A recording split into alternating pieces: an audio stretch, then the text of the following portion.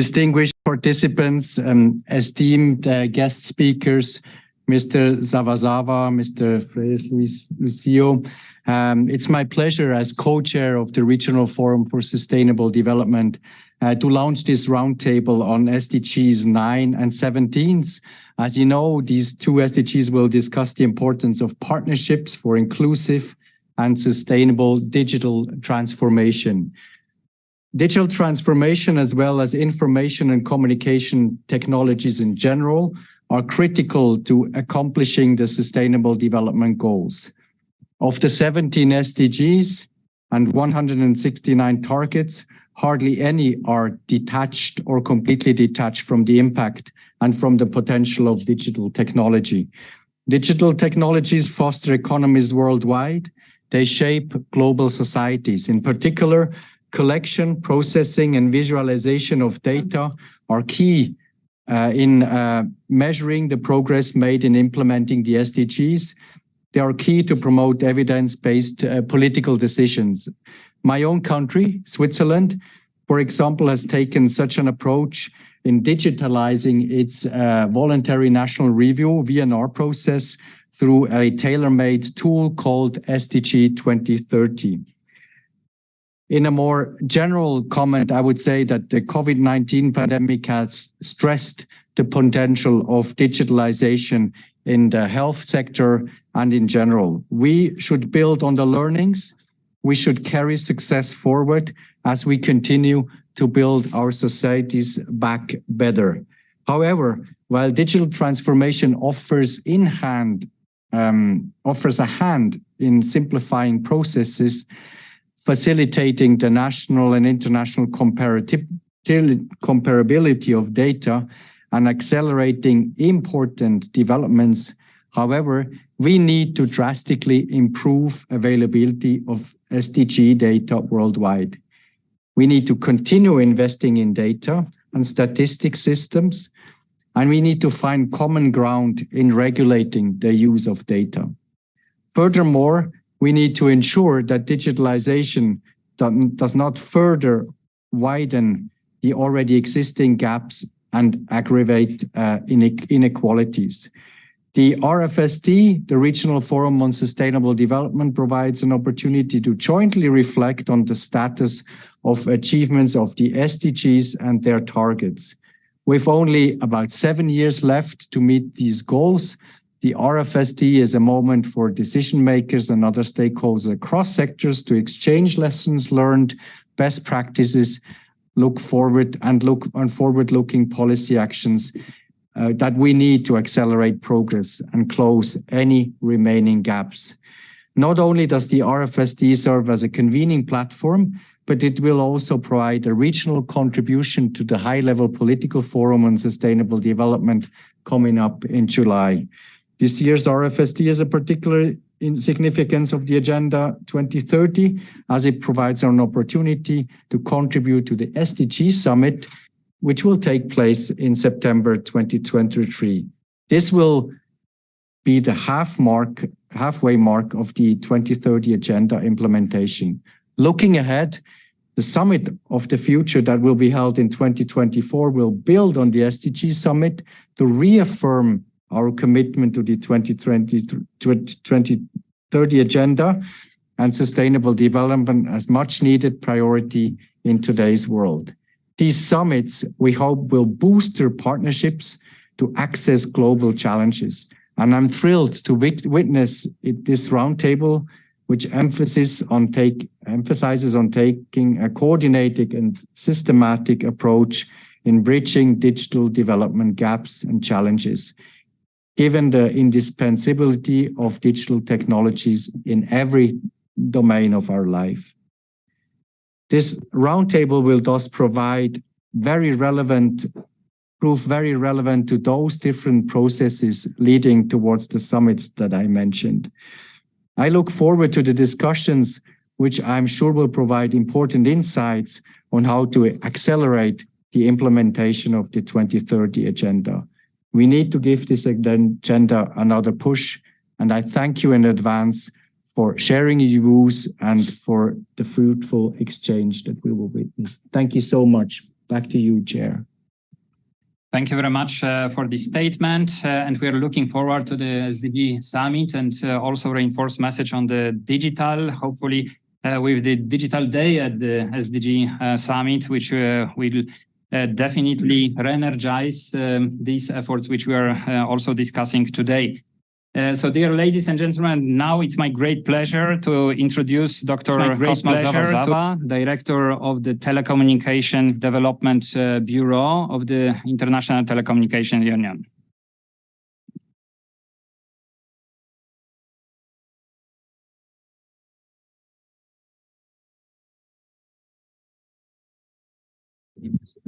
Okay, I have the floor now.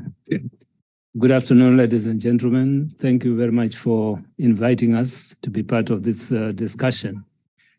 I was at LDC 5 in Doha 2 weeks ago. Speaker after speaker reinforced the statement of the UN Secretary-General that it is digital that is likely to rescue the SDGs. We all agree that in terms of the least developed countries and also the international community, we are lagging behind in terms of our targets to achieve the 2030 development agenda.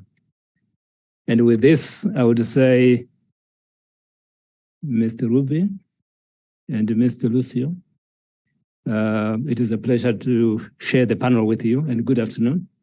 It is my great pleasure to join you here at this peer learning roundtable on behalf of ITU, the UN Specialized Agency for Information and Communication Technologies. I want to thank UNECE for putting together this regional forum and the steadfast commitment for sustainable development. ITU is strongly committed to connecting the world and accelerating sustainable digital transformation globally to help achieve the SDGs in this decade of action. And our work evolves around these two SDGs, SDG 9, 17, and of course, the rest of the other SDGs.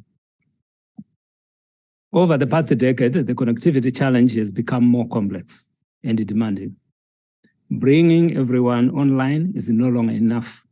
Meaningful connectivity is now essential for everyone, everywhere, to achieve their full potential in the digital age. Our goal is to see everyone enjoy a safe, satisfying, enriching, productive, and affordable online experience. Development of the digital economy is inextricably linked to the achievement of the SDGs.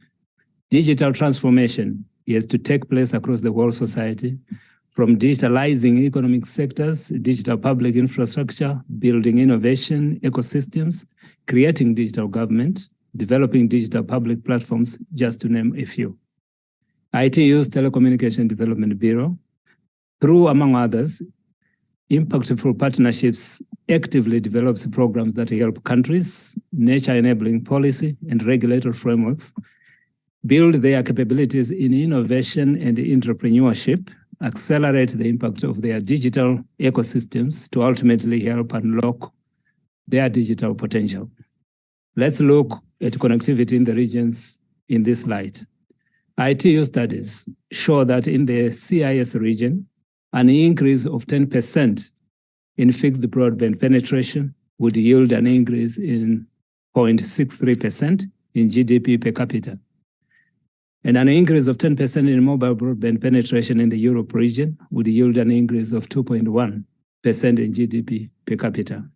But some gaps impacting SDG 9 and SDG 17 targets are evident. Based on our research, Eastern European and Central Asian countries still have a 10% gap in 4G coverage. Last week, I was in India, and the Prime Minister launched the 6G vision, while other countries are still struggling. Some are stuck in 2G, others in 3G. And as we can see here, we are discussing about the 4G coverage. About 2% of the population is not covered by mobile networks. 13% and 18% usage gaps in the western and eastern parts of the region, respectively, also exist. How do we close these regional gaps? We need a new thinking. The focus on SDG 9 and SDG 17 reflects ITU's core mandate. In this region, we need connectivity to power digital transformation for sustainable economic development, job creation, and world-class educational outcomes. But we also need to develop ecosystems that nurture innovation and entrepreneurship. This is one of the motivations behind the Innovation Entrepreneurship Alliance for Digital Development, which I launched on the 25th of January this year. The Alliance focuses on both demands. The Alliance helps countries use digital transformation to spur national development agendas and build sustainable human and institutional capabilities nationally. The Alliance provides support through a system of digital transformation laboratories, acceleration center networks, and a digital innovation board. It aims to assemble all the pieces needed to kickstart effective and sustainable digital transformation here and globally. What about investment in partnerships? ITU, in close cooperation with the UN Tech Envoy Office, established what is popularly been known as P2C, which is Partner to Connect, Digital Coalition. Partner to Connect aims to advance digital development all over the world, but especially in the least developed countries through partnerships and mobilization of pledges. Under the Partner to Connect, as of today, we have received 600 pledges with a value of $30 billion. These have come from about 118 countries out of our 193 countries, and we are still receiving and counting the pledges. We will be sharing the Partner to Connect journey at the regional development forums, which we are going to be holding in all the regions. The European Regional Development Forum, for your interest, will kick off. A series will kick off in Timișoara, the second largest city of Romania, and it will take place from 22 to 23 May. You are cordially invited. We can harness from strengthened UN partnerships. Members of the UN Digital Transformation Group for Europe and Central Asia have jointly produced the Digital Development Toolkit, highlighting UN expertise, frameworks, guidelines, capacity building tools in building sustainable digital development. I'm convinced that the toolbox, together with the UN Digital Development Country Profiles, will provide overall digital diagnostics on countries, such as the recently launched one in Bosnia-Herzegovina. Digital transformation matters, and I think we all agree. The co-chair of the 2023 Regional Forum on Sustainable Development, Mr. Ruby, indicated that 2023, the midpoint of the SDG process, is pivotal. As we reaffirm our commitment to the SDGs, engagement is key to help us map how we can move forward. A digital society is fundamental to the attainment of the Sustainable Development Goals. And with these words, I thank you. Thank you very much, Dr. Zawazava. And now let us invite Director of the Member Services Development, Digital Development, the World Meteorological Organization. The floor is yours. Thank you. Excuse me. Dr.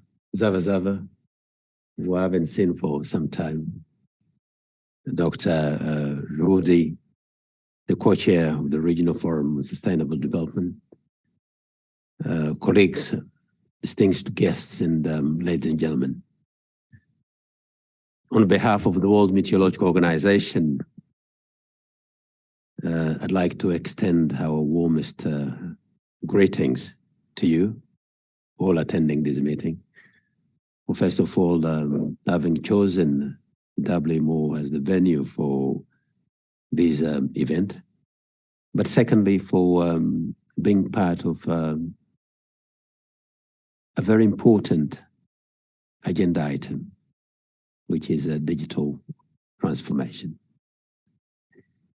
As we're going to look at opportunities and challenges in achieving digital transformation and eventually sustainable development, I'd really like to link the topic of sustainable development, the topic of digital transformation, to what WMO does, WMO being the World Meteorological Organization. In his statement, Dr. Zavazava clearly indicated the importance of digital transformation and the actions which are being taken to achieve this digital transformation. On the part of WMO, you all know that the Secretary-General of the United Nations, Mr. Guterres, on the 23rd of March 2022, launched a major initiative, the Early Warning for All initiative, in which it is expected that within the next 5 years, all citizens of on the planet will have access to early warning systems. This undertaking will not be possible unless we achieve digital transformation. So to a certain extent, we look very much forward to what you as a group are going to come up with to accelerate the targets or the activities towards digital transformation, because that will enable us to try and achieve what we set out to do under the Early Warning for All initiative, which, by the way, is expected to reach its summit in 2027. So we've got very limited time to realize this initiative. But more specifically, I'd like to link SDG 9 to the capabilities of exploiting weather, water, and climate observations, monitoring data, collection and processing of data, exchange and service delivery infrastructure. The development of that capability is fundamental to ensure supporting climate resilient decision-making, sustainable development, and early warning systems for extreme weather and climate events. SDG 17, on the other hand, can bring together stakeholders with complementary skills and resources to tackle the challenge of climate change.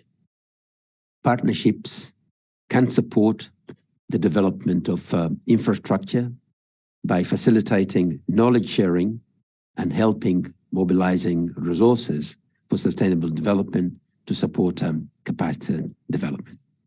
And therefore, the interlinkage between these two SDGs is quite relevant and important for the work of the World Meteorological Organization, without which our efforts to modernize the infrastructure of our national meteorological and hydrological services, but also provide them with the needed capability to reach every citizen who's vulnerable to the impact of extreme weather and climate events is realized.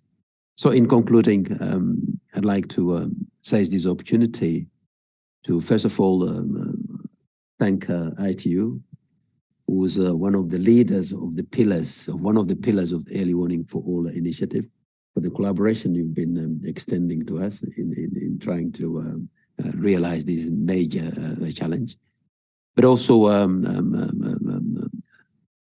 raise a challenge to you in your work by calling for more accessible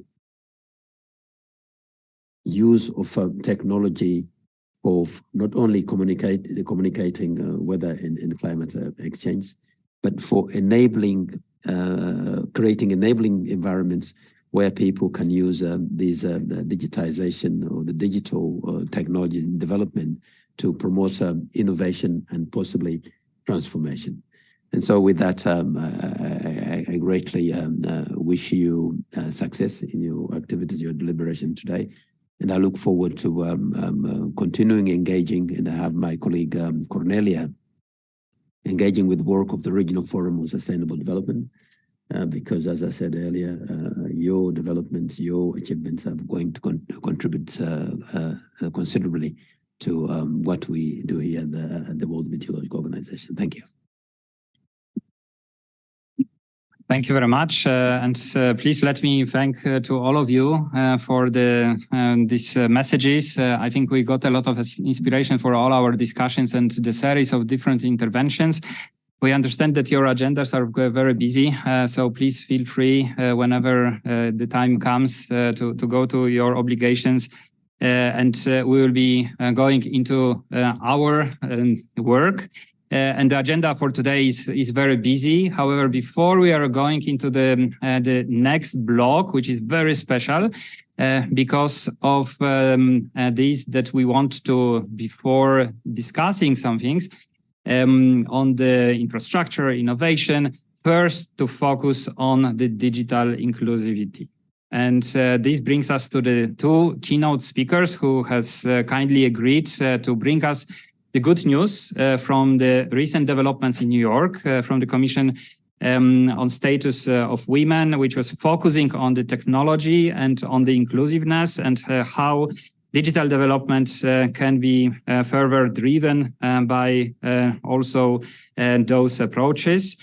Before we are starting the keynotes, I would like to invite you to use the earphones. So next to the microphones, you have also the headsets. And so please feel free to be ready to deploy them as we'll be using different languages during the interventions.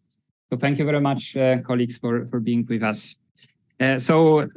Without further delay, I would like to invite first Alia El Yassir, Regional Director of the UN Women Regional Office for Europe and Central Asia. The floor is yours.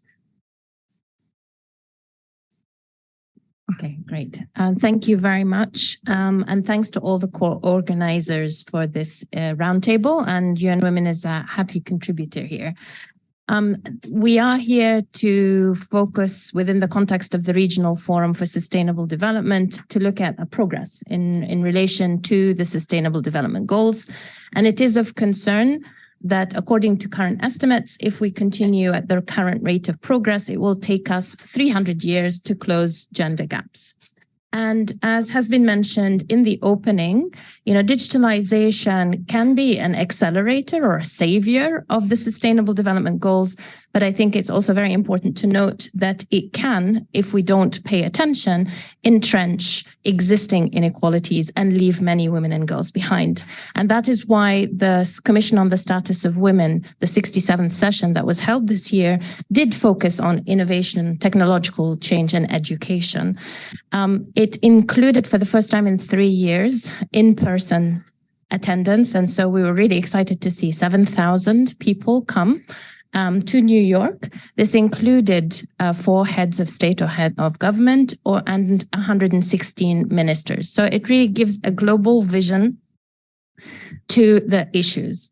And just to say that also in light of what else is being discussed here, the 2022 Commission on the Status of Women did cover issues related to climate change, environment, and disaster risk reduction. But this year, what is happening is we're making a much firmer kind of connection between what is happening in the global meeting and having a conversation about what needs to be done in the region to implement, because it's all pushing in the direction of implementation of the 2030 agenda.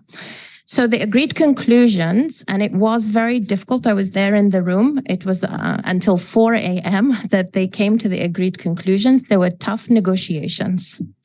But here is what has been emphasized, and that is what I would like to present to you for reflection here.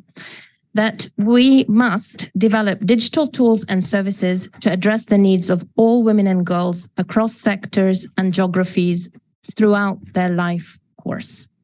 We need to mainstream gender in digital policies to remove barriers to equal access for all women and girls in all their diversity. We need to foster a policy of zero tolerance for gender-based violence that occurs through or is amplified by the use of technology. And we must ensure that both public and private sector entities prioritize prevention and elimination. We need to mainstream a gender perspective in the design of emerging technologies and adopt regulations. This included a lot of discussion around artificial intelligence, to make sure that there are adequate safeguards to combat new risks, gender stereotypes, and negative social norms, data privacy breaches, and improve transparency and accountability.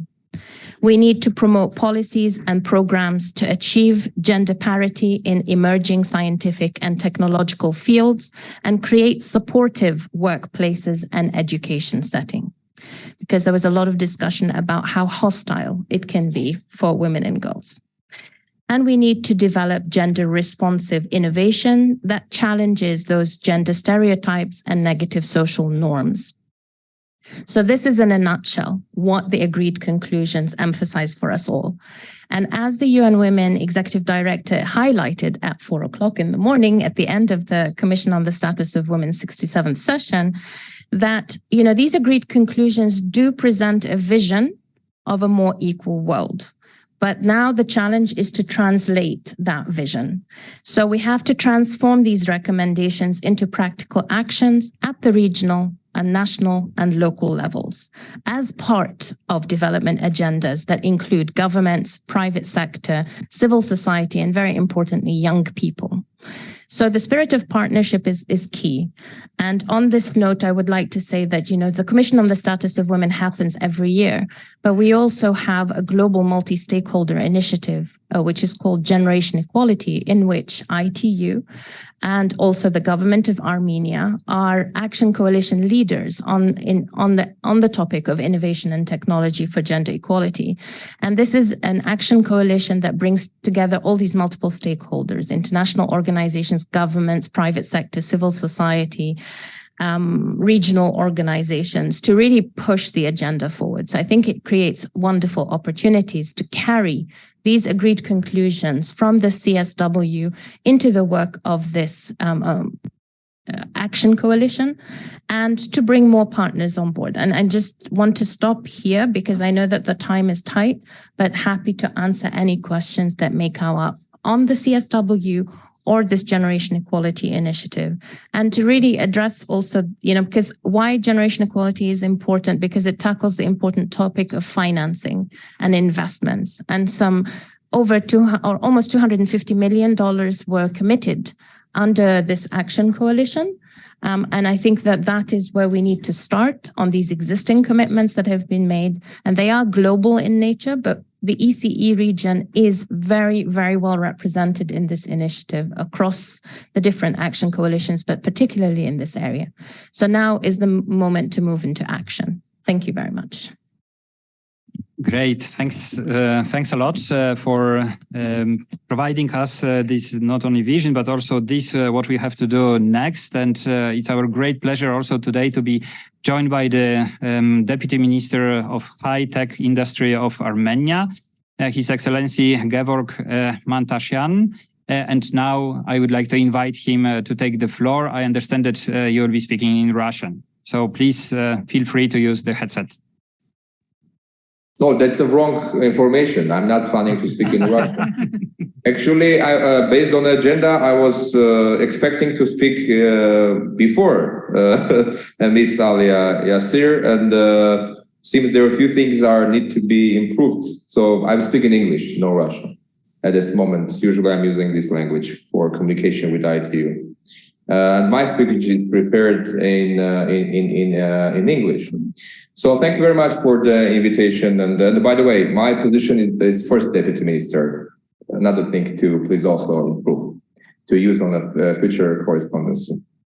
Thank you very much for invitation. We put a lot of efforts. I hope you can see me right now on the screens. And we really put effort and really appreciate the efforts and our colleagues and Ms. Ala Yassir fairly mentioned the engagement of the Armenia in this level. Historically, Armenia was showing trying to be a role model on giving them more opportunity for the all member of the society. But I will start with highlighting the importance of today's gathering, and we'll start from my speech. Ladies and gentlemen, it is my great pleasure to participate in the Partnership for the Inclusive and Sustainable Digital Development Roundtable discussion on Sustainable Development for UNECE Region.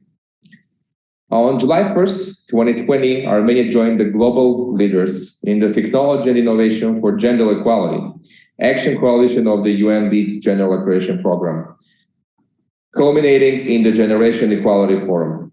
Armenia's nomination for coalition leadership in technology and innovations is a testament to the priorities of the government of Armenia for advancing gender equality, political and economic empowerment of women, as well as progress achieving in the ICT industry. The Action Coalition on Technology and Innovations is led by Armenia, Finland, Tunisia, Rwanda, and Chile. 5 countries that have been selected to steer global action in cooperation with different international partners. During the Generation Equality Forum in Mexico, the Action Coalition's Global Acceleration Plan for Gender Equality was launched, which consists of the blueprints for each of the 6 Action Coalition themes, including technology and innovation for gender equality. This is an important step toward achieving gender equality globally. In the framework of this initiative, Armenia has made 2 commitments, policy and programmatic. To further advance gender equality in our country, we believe that these commitments will have a significant impact on protecting the rights of the woman and the girl in Armenia and will contribute to the broader goal of achieving gender equality worldwide. Basically, this is an example to act as a role model. The policy commitment will promote technology and innovation development and increase the involvement of girls and women in the tech industry through the elaboration of the high-tech strategy and national programs.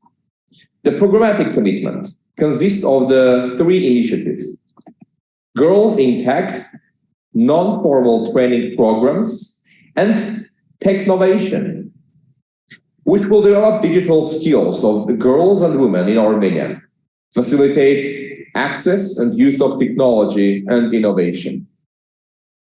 Together with the UN, we implement various programs to enhance entrepreneurial skills of girls and young women and promote their activities in the ICT industry.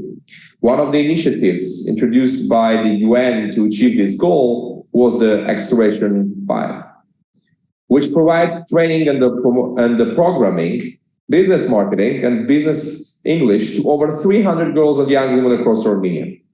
The program resulted in the development of the 10 new startup ideas and kickstarting of 3 Armenian startups. In addition to this, the UN introduced agricultural infrastructure in 41 schools across Armenia, which acted as an important STEAM learning aid for 3,818 children and members of the school communities. The Ministry of High-Tech Industry of Armenia implemented different initiatives for the promotion of the gender equality and increasing women participation in the high-tech industry. In addition to the 50% of employees being women, the ministry has initiated several programs aimed at empowering women in this sector as well. In 2025, the digitalization strategy of the Armenia also investigates measures and organizes educational programs to the development of the digital and technical skills of women and girls.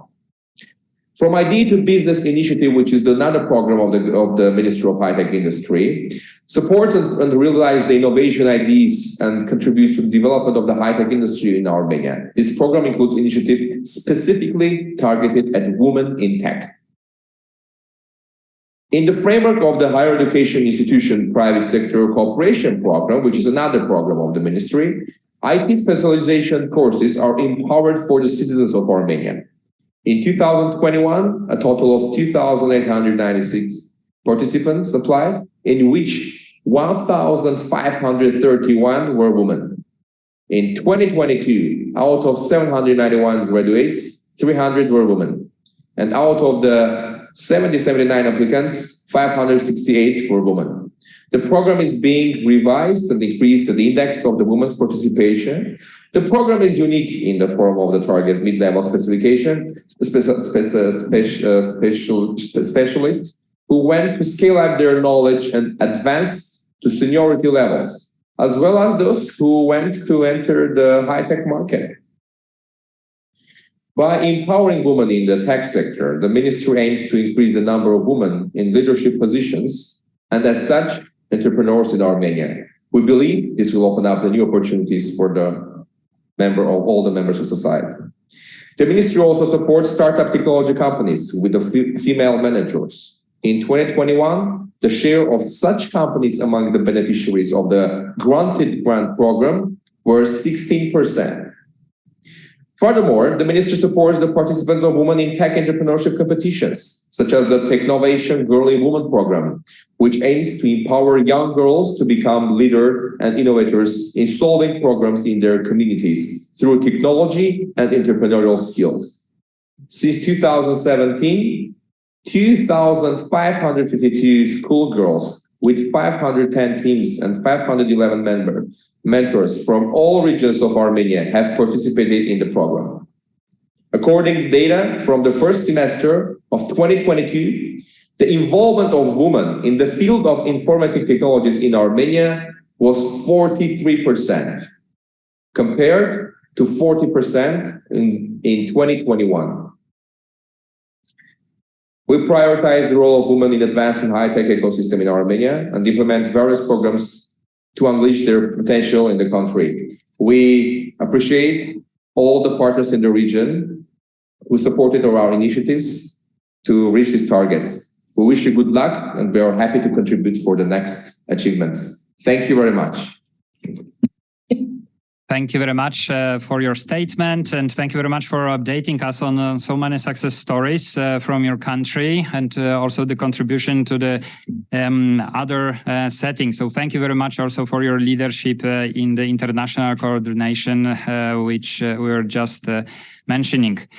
So, dear ladies and gentlemen, let me thank to our keynotes. I think with those messages, we got a little bit already the good introduction into our session and discussion, which will, in the first block, focus on the universal access to the internet connectivity, where we are focusing on the meaningful connectivity. So it's not only about connecting people, but also making sure that this connectivity is universal, affordable, safe, as well as used in the appropriate way in order to ensure the impact. We have with us 4 distinguished speakers representing different institutions coming from Kazakhstan, from Poland, from Moldova, and also representative of the civil society.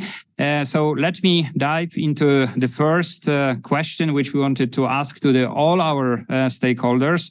On the what are the critical solutions for developing robust and reliable ICT infrastructure that can provide universal, affordable, and safe connectivity. And I would like to direct maybe the first question to our colleagues from Kazakhstan, Ms.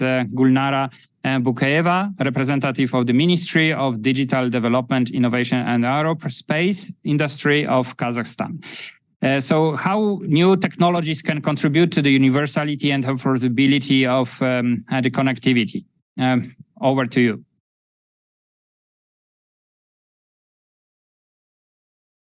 Добрый день, уважаемые участники. Спасибо за предоставленную возможность, за вопрос. Я сегодня хочу поделиться опытом, мы провели в Казахстане по выделению радиочастотного спектра для внедрения 5G. Провели это путем аукциона. Вы все знаете, что обеспечение высокоскоростным интернетом это является самым таким актуальным вопросом при цифровизации, поэтому этот вопрос считается очень актуальным. В целях эффективного использования ограниченного национального ресурса мы провели аукцион в 2022 году в декабре для присвоения полос частот на площадке информационной системы электронной торговой площадки по 2 лотам. По первому лоту была выставлена частотой в диапазоне 3600-3700 шириной полосы 100 МГц, а по второму лоту в полосах радиочастот 3700-3800 тоже по ширине 100 МГц. Начальная цена каждого лота была установлена в размере 5-кратной годовой ставкой платы за использование радиочастотного спектра в сумме 1,7 миллиардов тенге по нашей валюте. Также, если перевести для того, чтобы понятно было, 3,8 миллиона долларов. По итогам конкурса, аукциона на радиочастотные диапазоны, по лоту окончательная цена предложена была консорциумом, созданной из двух сотовых наших операторов. Это Mobile Telecom Service и также AOKSIL. По ихнему предложению эти частоты были проданы за 137 миллионов долларов. По второму лоту также стал этот же консорциум в лице KSIL и Mobile Telecom Service. Окончательная сумма была предложена по второму лоту 203 миллиона долларов. В итоге по двум лотам аукциона данные частоты были проданы за 340 миллионов долларов. Проведение данного открытого и прозрачного аукциона обеспечило конкурентные условия в конкурсе, где смогли принять компании на равноправной основе. В настоящее время со стороны операторов связи получены лицензии в виде разрешения на использование радиочастотного спектра и принятые обязательства также. Согласно обязательствам, ожидается, что к 2027 году охват каждого города, большого города республиканского значения и столицы будет составлять 75%, а областных центров 60%. Вместе с тем, также предусмотрены в случае, если невыполнение данных обязательств операторами связи, государство имеет право взять разрешение на использование радиочастотного спектра.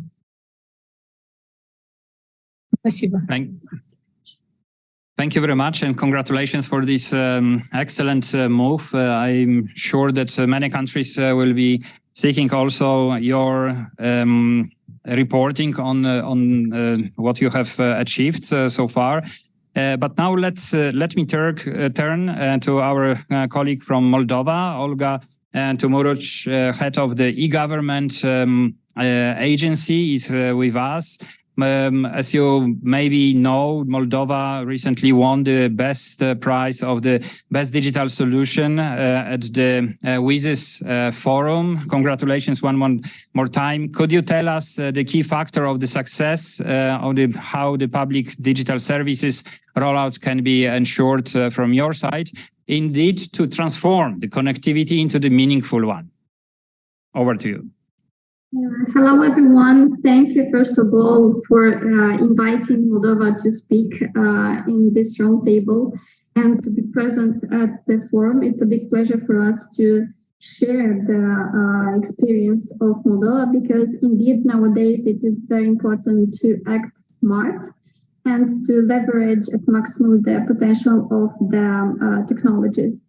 Well, in Moldova, when we started, we as e-governance agency started our activity towards the digitalization of the country. We had pretty good context. We had and still have very good connectivity of the internet. We still have a very good penetration rate of the internet. At the same time, we have functional and operational important state registries. Nevertheless, back in time, we had really a small amount of public services that were digitized. That is why we were thinking what needs to be changed in order to boost and to accelerate the number of the digitalization process of the public services. Well, we started with some concrete actions that in time proved to be really successful factors that now allow us to have really good results. First of all, we invested a lot of efforts for developing a resilient e-governance ecosystem. We worked on it almost for 10 years. So we have developed at centralized level all important e-governance services, such as digital identity, authentication service, a payment gateway, an interoperability platform, notification service. We developed also a cloud infrastructure, a private cloud infrastructure for all information system, governmental information system to be hosted in the governmental cloud. And we dedicated all this time, the effort to have all these services available and to be integrated and used by all public institutions that need to be and need to get involved in the digitalization process. The second factor, well, I'm afraid you don't hear me well. Yes? We hear you very well. Okay. Because just reminding about 3 minutes limit for the intervention. I'll try to be short as possible. The second factor was the regulatory framework. So we approved a law on public services, and the main idea of this law is that it states for the first time in the history of our country that all public services need and must be provided digitally by default and digitally first. So this somehow accelerated and give us a new spin in our activities on the digitalization agenda. At the same time, we are applying a re-engineering methodology that help us to simplify the services before digitalizing them. So we are now, before digitizing, we are rethinking, simplifying, excluding documents, and designing the services from the perspective of the one that is the user. In this way, we have more inclusive, we have more accessible services, and more user-friendly. Last but not least, we decided to provide digitization as a service for our service providers through front office digitization platform that is a very good instrument for quick and standardized way to digitize public services. Well, briefly, this is our experience. We are still working and looking for new idea and countries' experience that we can implement in Moldova in order to be more efficient and to implement in our services the needs of our citizens. Thank you. Thank you very much. Thank you very much for this, and congratulations to these great achievements. After hearing these experiences, how you made the transformative change at the country level, we can ask ourselves what to do in order to make sure that the human is in the center of our efforts, to make sure that digital transformation is really prioritizing the human-centric approach. And therefore, it's my great pleasure to introduce Excellency Łukasz Różycki, Deputy Permanent Representative of the Permanent Mission of Poland to United Nations in Geneva, and asking what are today the key barriers to rolling out the human-centered digital development from your point of view.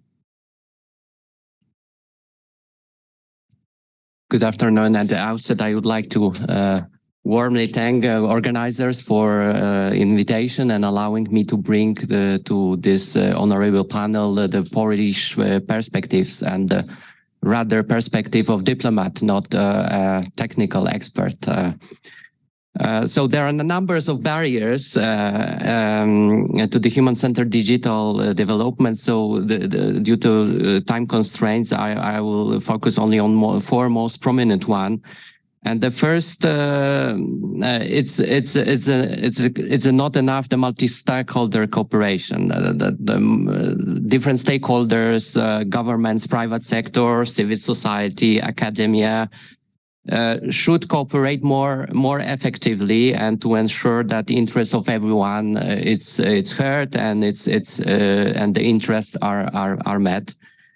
And the building, in that perspective, the partnership need to take place between sectors, but also cross-border. So the cooperation on the regional and the global level, international level are key importance. And we believe that the discussion on the global digital compact gives us a perfect opportunity to ensure that this human-centric approach is properly taken into account. And in this context, I would also like to stress the importance of breaking silos and building bridges within the UN system. And I think that this gathering today is a great example of that kind of activity.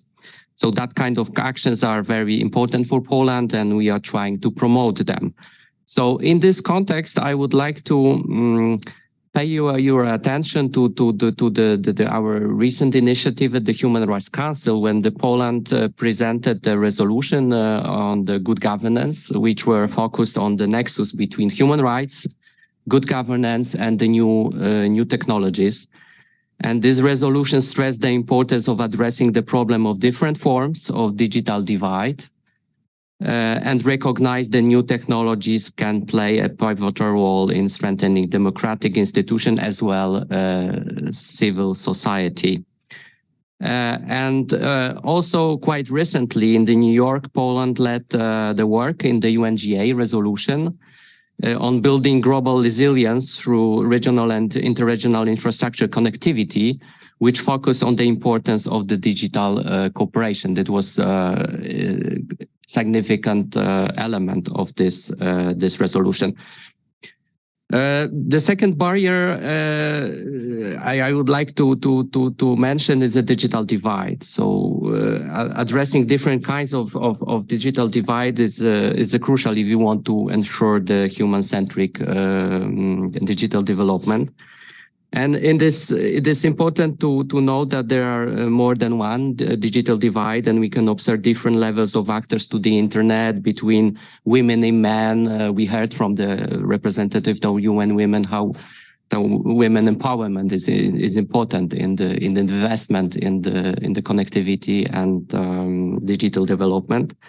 And the division line, of course, are visible not only within the countries, but of course between them, depending on the level of the development. So that is why to address those digital divides is important to take several steps. So one of them is investment in digital infrastructure, of course, to allow the access to speed internet, data centers, and so on. The second one, of course, is to allow the citizens access to the devices, to the hardware. At the same time, infrastructure and devices are not enough if the people have not enough skills. So digital literacy is important, and it allows citizens to enjoy both advantages of the new technologies, but also at the same time minimizing the negative impact of the misuse, such as disinformation. Closing digital divide is one of key priorities for Poland, and we have working hard to ensure digital development and address digital divides. Thanks to various programs which have been implemented and focusing by the government and focusing on development of the infrastructure, digital services, and digital skills, we really achieved before the outbreak of the COVID the common access to the digital education, which was especially, it was very important during the COVID outbreak. So all schools were provided with a free of charge access to the internet, enabling the access to digital curriculum and so on. And now by the 2024, we are planning to invest more than 2 billion euros in broadband, further expanding connectivity and access to the internet in rural areas and so on. And very briefly, I would like to, I know that the time is running, so touch upon two further constraints I found as most prominent. So first, the lack of understanding of the new technologies, and this is related to their positive potential, but also to threats or negative consequences. And in that context, I would like to underline that in very cases, or very often, the normative frameworks cannot grasp, let alone provide safeguards against negative impacts of the new emerging technologies. And also that these normative efforts at the international level are not in general slower than on the on the national one. So this poses quite often the challenges for international community. And the last but not least, the barrier also is imbalance in power when it comes to the knowledge and the use of the new technologies. And to conclude, I would like to stress that the digital development must focus on the people, and that the technologies should be only a tool to achieve it, and technologies should be not the goal itself. Thank you very much. Thank you very much. Ladies and gentlemen, indeed, the time is running, but thank you very much for bringing these success stories. We hear about big investment, big impact expected. So we are looking forward, and we hope that many other countries will be able also to generate this level of the investment in the connectivity, but investment comes also with an enabling environment. And let me turn to our speakers on the really 60 seconds intervention, pointing straight to the point. And let me turn first to Kazakhstan. So what are the regulatory measures that could be critical to facilitate universal internet access development? Да, спасибо большое. В Казахстане у нас крупные города и крупные населенные пункты, они обеспечены услугами связи на достаточном уровне. Отстают, как так называемый, как цифровой разрыв, у нас в сельской местности в основном. Поэтому в связи с отсутствием инвестиционной привлекательности рынка услуг связи, в сельской местности операторы связи не заинтересованы работать. Поэтому наше государство субсидирует, обеспечивает функционирование оператора универсального обслуживания, который обязан оказывать минимальный пакет услуг связи с установленным качеством и уровнем цен. С 2004 года эта работа у нас выполняется. Благодаря субсидированию универсальных услуг в сельской местности тарифы на универсальные услуги в сельских населенных пунктах в среднем на 40% ниже, чем в городе. Субсидирование предусмотрено в целях покрытия убытков операторов по оказанию универсальных услуг в сельской местности. Сумма субсидирования определяется как разность между расходами и фактическими доходами от оказания убыточных универсальных услуг связи. С 2022 года у нас перечень универсальных услуг он расширен немного. Сейчас являются услуги индивидуального доступа к сети интернет со скоростью от 2 до 8 мегабит в секунду. Это в основном технология ADSL. Также услуги индивидуального доступа к сети интернет по технологии VoLS со скоростью соединения более 8 мегабит в секунду, а также услуги местной телефонной связи. Вместе с тем существует механизм возврата бюджетных средств, направленных на субсидирование убытков универсального обслуживания. И в соответствии с нашим законодательством эти Средства возвращаются также операторами. Каким образом? Республиканский бюджет вносится плата за предоставление междугородней и международной телефонной связи, а также сотовой связи в порядке, определяемым налоговым нашим законодательством. Это получается 1,39% ежегодно от дохода операторы связи оплачивают бюджет. И за счет этого у нас обеспечивается субсидирование универсальных услуг. Спасибо большое. Thank you very much for this. And let me now move to our colleague from Moldova. So in your view, what are practical actions which you would foresee and recommend to the others to make really this meaningful connectivity truly human-centered?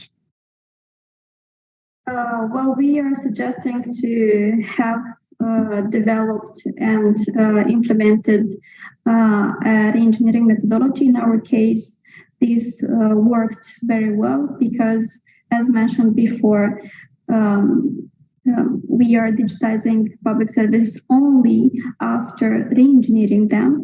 And in this context, we are really looking for a more human-centric approach. So we are trying to get rid of the practices that are usually implemented by service provider based on some practices that they are used to implement, and to direct the processes from the perspective of the users.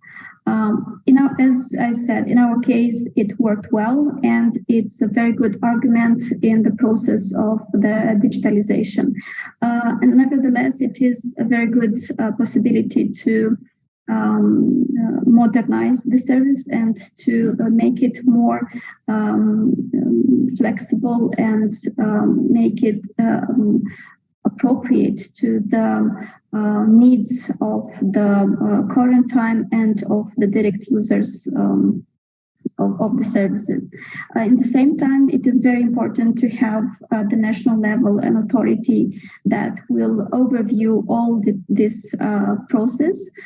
In Moldova, it is the role of the governance agency together with the state chancellery. We are overseeing and cooperating with the service providers, helping them, consulting them in the process of the modernization of their services and making their services more inclusive and more adapted to the needs of their users. Thank you.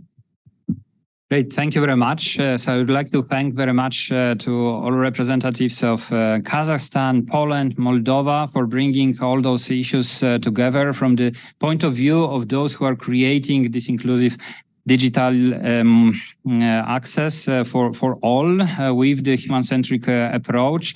But of course, for us, it's important also to hear the voice of those who are representing the society. And this is the reason why we are today joined by Oli Henman, representing the Action for Sustainable Development. So we would like to hear your standpoint. What do you see as needed to foster this inclusion and ensure that the needs of the population are met online? Over to you.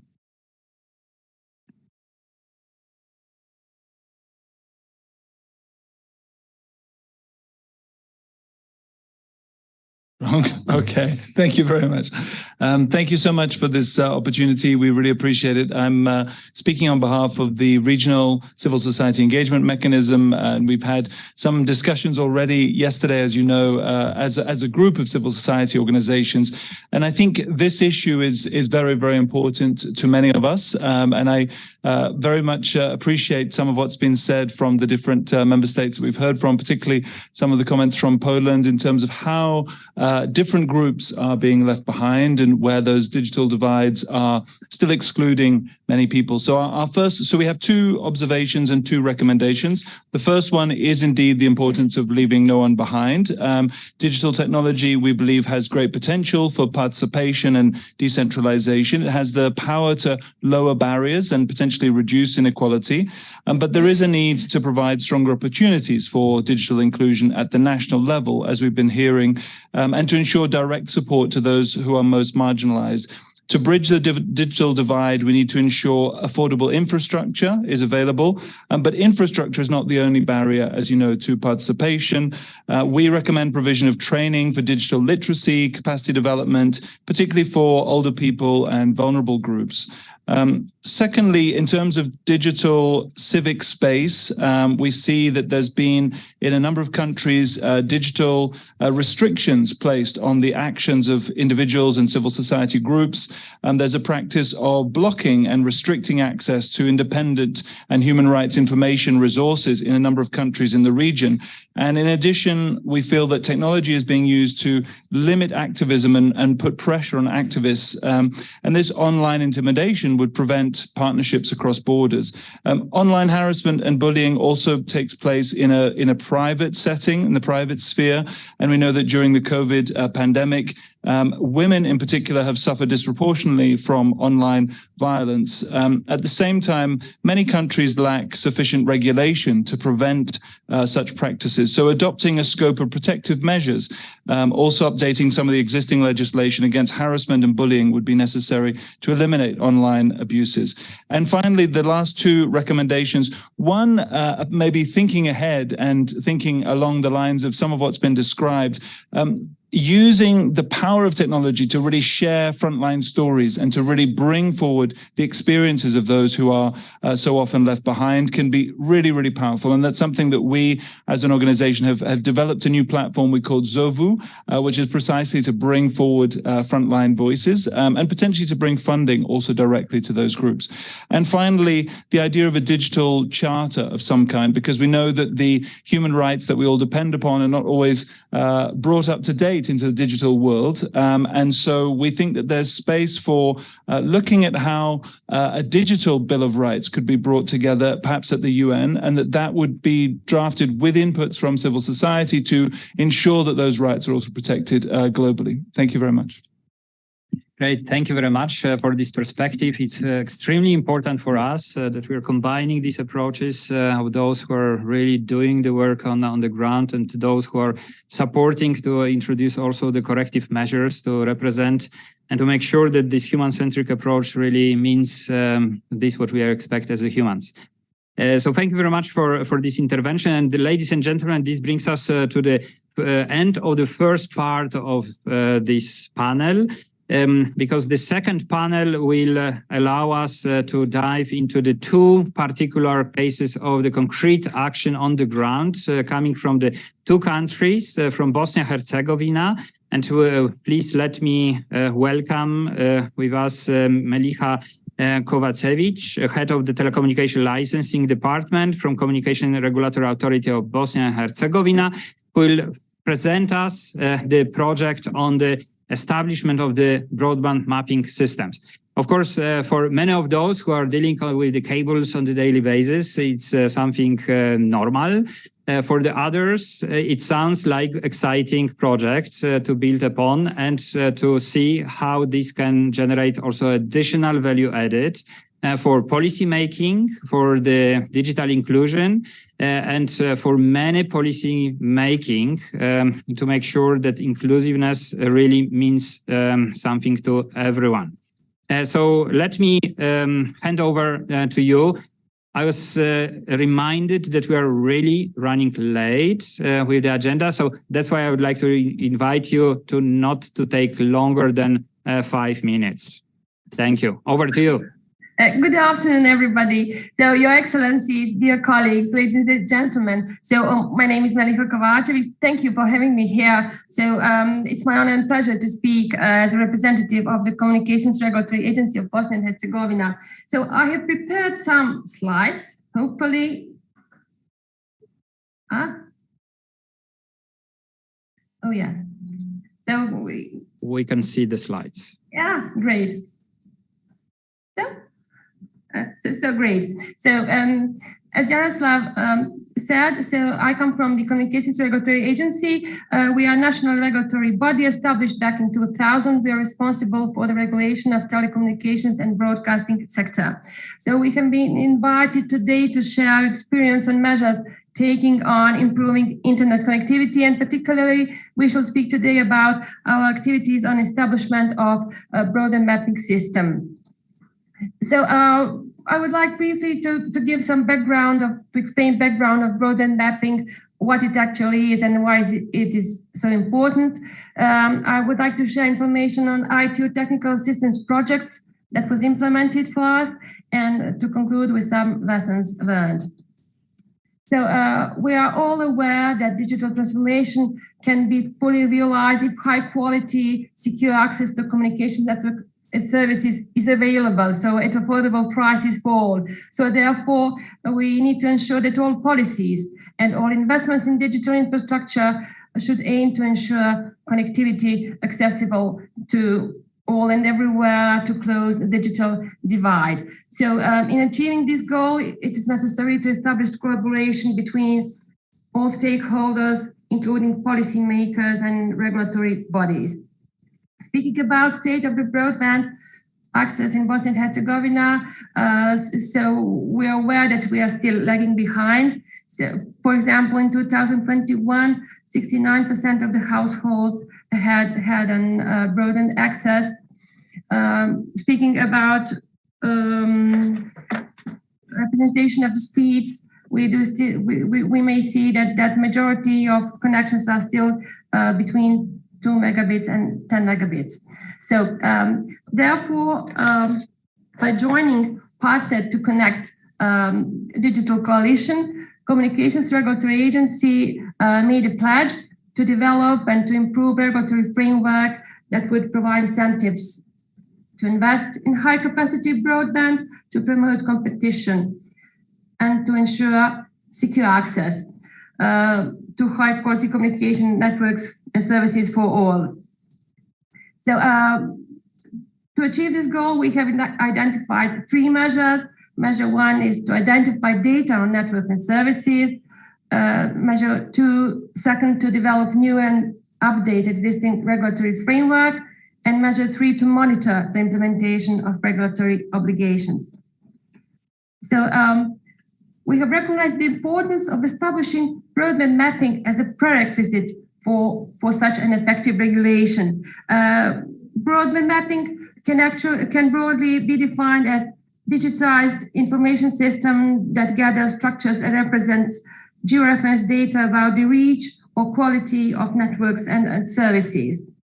Such data support decision-making process for regulators to assess market competition, to assess gaps in coverage or quality experience.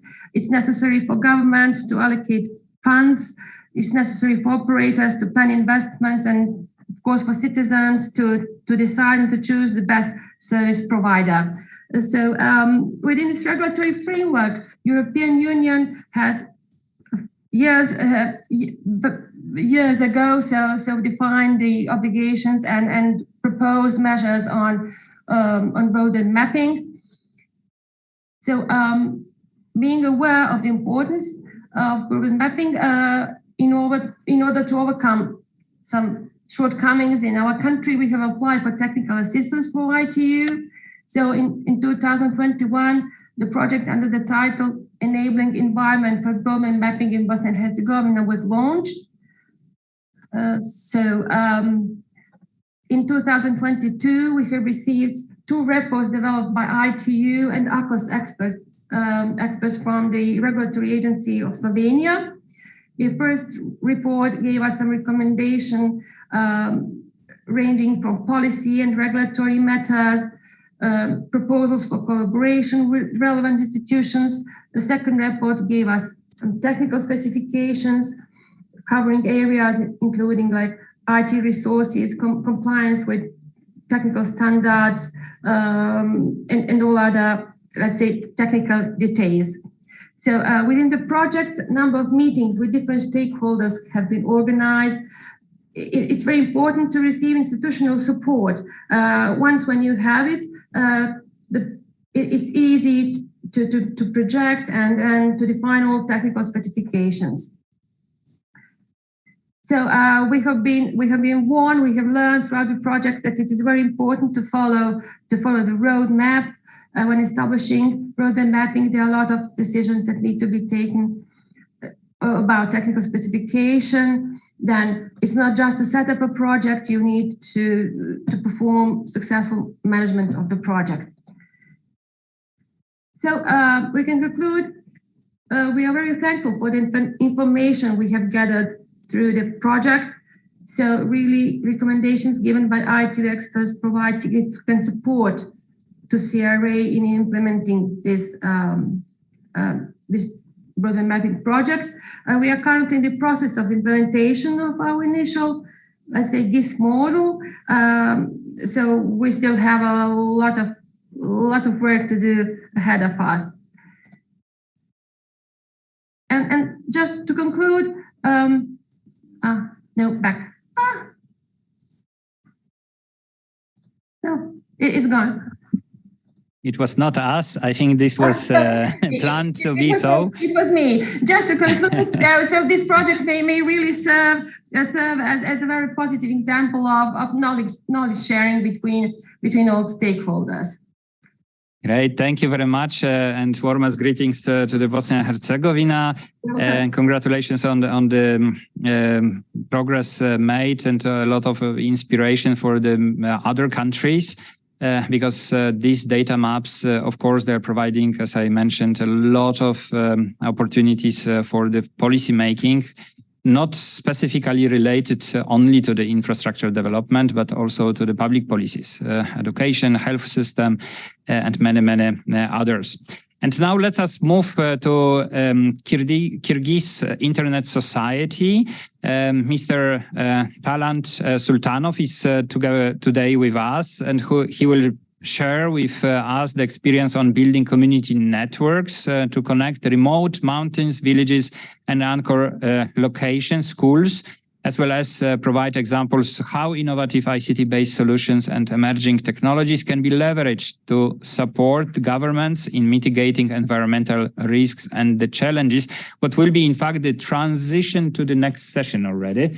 And we have the moderator of and the chair of the next session already with us. So welcome Vanessa with us. And now hand over to Talant.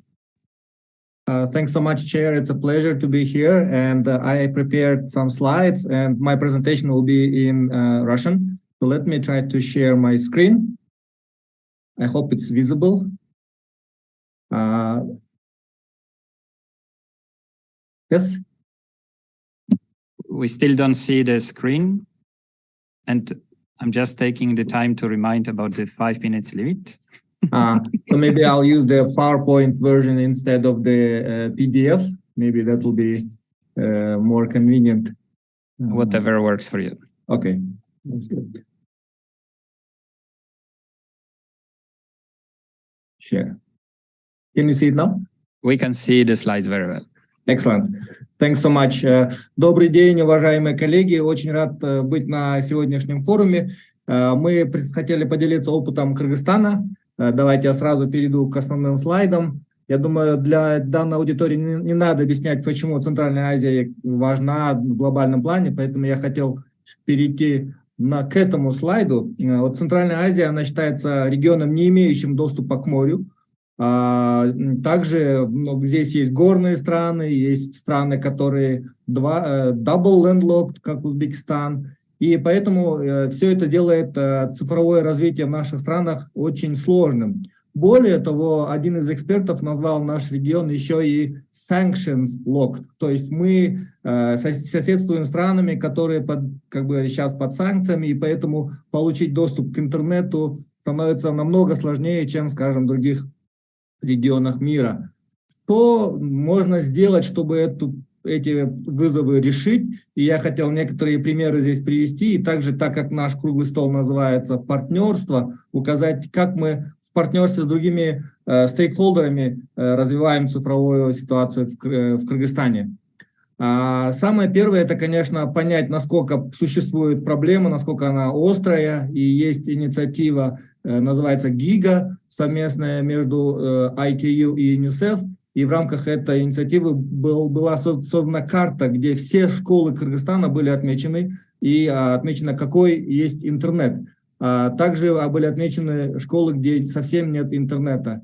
И для нас это была очень полезная карта, потому что мы выбрали именно эти школы, где нет интернета, и поехали туда, чтобы понять ситуацию. И вот здесь на картинке вы видите село Энгельчек, находится очень далеко в горах, очень красивое место, там живет снежный барс. Однако, когда все школы закрылись из-за ковида, детям пришлось буквально переехать в другие города, где есть интернет. И вот здесь девочка Алия, она вот вернулась на каникулы, чтобы встретиться со своим директором. И вот как бы получается очень сложная ситуация. Что мы постарались сделать для этого? Мы поехали во все эти школы, где нет интернета, и в первую очередь привезли вот эти девайсы, которые мы назвали Ilimbox, или знания в коробочке. В партнерстве с Европейским Союзом, в партнерстве с посольством США мы доставили как бы интернет в эти школы, то есть эти девайсы работают без доступа в интернет, то есть все это загружено в жесткие диски. Потом мы решили, что все-таки этих девайсов недостаточно, и выбрали самые сложные села, где мы постарались провести настоящий интернет. И зачастую в некоторых в этих селах, в этих школах даже не было электричества, поэтому нам пришлось доставлять и солнечные панели, как вот в село Зардалы, в партнерстве с ГИГой, ITU и ЮНИСЕФ. И вот на этих картинках вы видите места, куда нам пришлось доезжать. Часто пришлось ездить на машинах, на лошадках, на осликах, чтобы довести все это оборудование. Иногда провода рвались, и нам приходилось из подручных средств это чинить, как вот здесь мы там пластиковую бутылку используем, чтобы защитить интернет-провода от сложных погодных условий. И здесь, конечно, очень важно отметить партнерство с местными сообществами, с международными партнерами. Например, к нам приезжали партнеры из Грузии, делились своим опытом, из Индии. И даже в некоторых случаях приходилось обращаться, скажем, нам к пограничникам, чтобы они нам помогли донести солнечные панели до некоторых сел.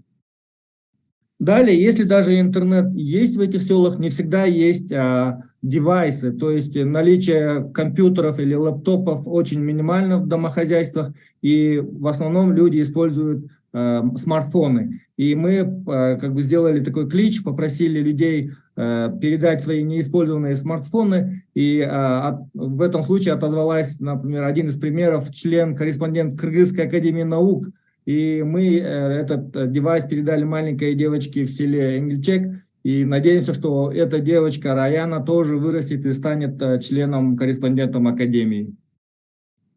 Если есть интернет, если есть девайсы, мы обнаружили, что очень мало контента на местном языке, на кыргызском языке. И поэтому мы запустили такую платформу, называется уже Ilimbox 2.0. Это онлайн-платформа бесплатная, которая доступна на телефонах через приложение, где все знания, школьная программа загружена, и школьники могут использовать, учиться, даже если они, например, на карантине из-за ковида. Следующее, есть интернет, есть девайсы, есть контент. Наличие цифровых навыков – это был следующий вызов. И мы запустили проект, называется «Санарип Инсан» или «Цифровой гражданин», где мы ездим по всем регионам Кыргызстана при поддержке Европейского Союза и обучаем девушек, девочек, в основном женщин, молодежь цифровым навыкам, чтобы они могли использовать цифровые платформы для экономических возможностей. Следующий момент, который мы хотели отметить, что чем больше людей выходит в интернет, тем уязвимее они становятся. И здесь предыдущий спикер Олли Хенман сказал, что есть угрозы в интернете. И для того, чтобы население не было как бы под большой угрозой, мы обучаем население цифровым навыкам в кибербезопасности проектом Tech for Society, который поддерживается фондом Сороса Кыргызстан. И последнее, что вот я думаю как раз подведет нас к следующей сессии, это технологии также нам помогают в быть готовыми к климатическим угрозам, и мы используем IoT, смарт-девайсы, сенсоры, чтобы замерять климатические условия. Этот проект реализуется при поддержке фонда Internet Society, также при поддержке Европейского Союза, и там фонда спасения снежного барса. И вот мой последний слайд, просто хотел перечислить принципы, с которыми мы работаем в интернет-развитии. Первое, все наши мероприятия должны быть ориентированы для девочек. Если они удобны, интересны для девочек, то, мы думаем, будет очень большой импакт. Второе, это должно быть очень полезно для сельских жителей. В городах очень много возможностей для горожан, а вот в регионы, если выезжаешь, то очень мало возможностей. Третье, так как нету ноутбуков и компьютеров у населения, мы все адаптируем под мобильные телефоны. Следующее, это важность контента на местном языке. И, конечно же, Green First, технологии должны быть зелеными и без ущерба экологии. Спасибо большое, дорогие коллеги. Я постарался уложиться в свое время. Great, thank you very much. I was taking a look at all colleagues, taking a look at your presentation and starting to dream big, how to support this type of the initiatives in the future to ensure the impact on the ground. So thank you very much for a lot of inspirations and also introduction into the next session. And it's my great pleasure to introduce our colleague Vanessa Gray, who is leading green and digital work of the ITO. Over to you.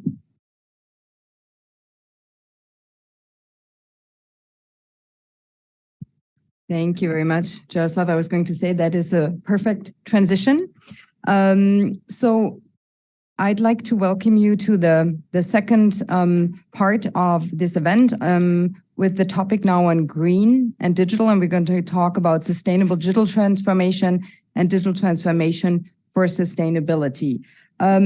Maybe first, before I introduce the roundtable discussion, we have a keynote speaker, a video, I believe, that is Sally Golestan, who's the Chief Digital Officer of the United Nations Environment Program. If we could have that video, please, first. Thank you.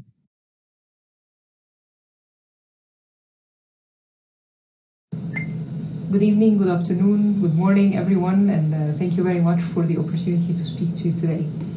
As UNEP's Chief Digital Officer, I am involved in many of the conversations around harnessing technology for good.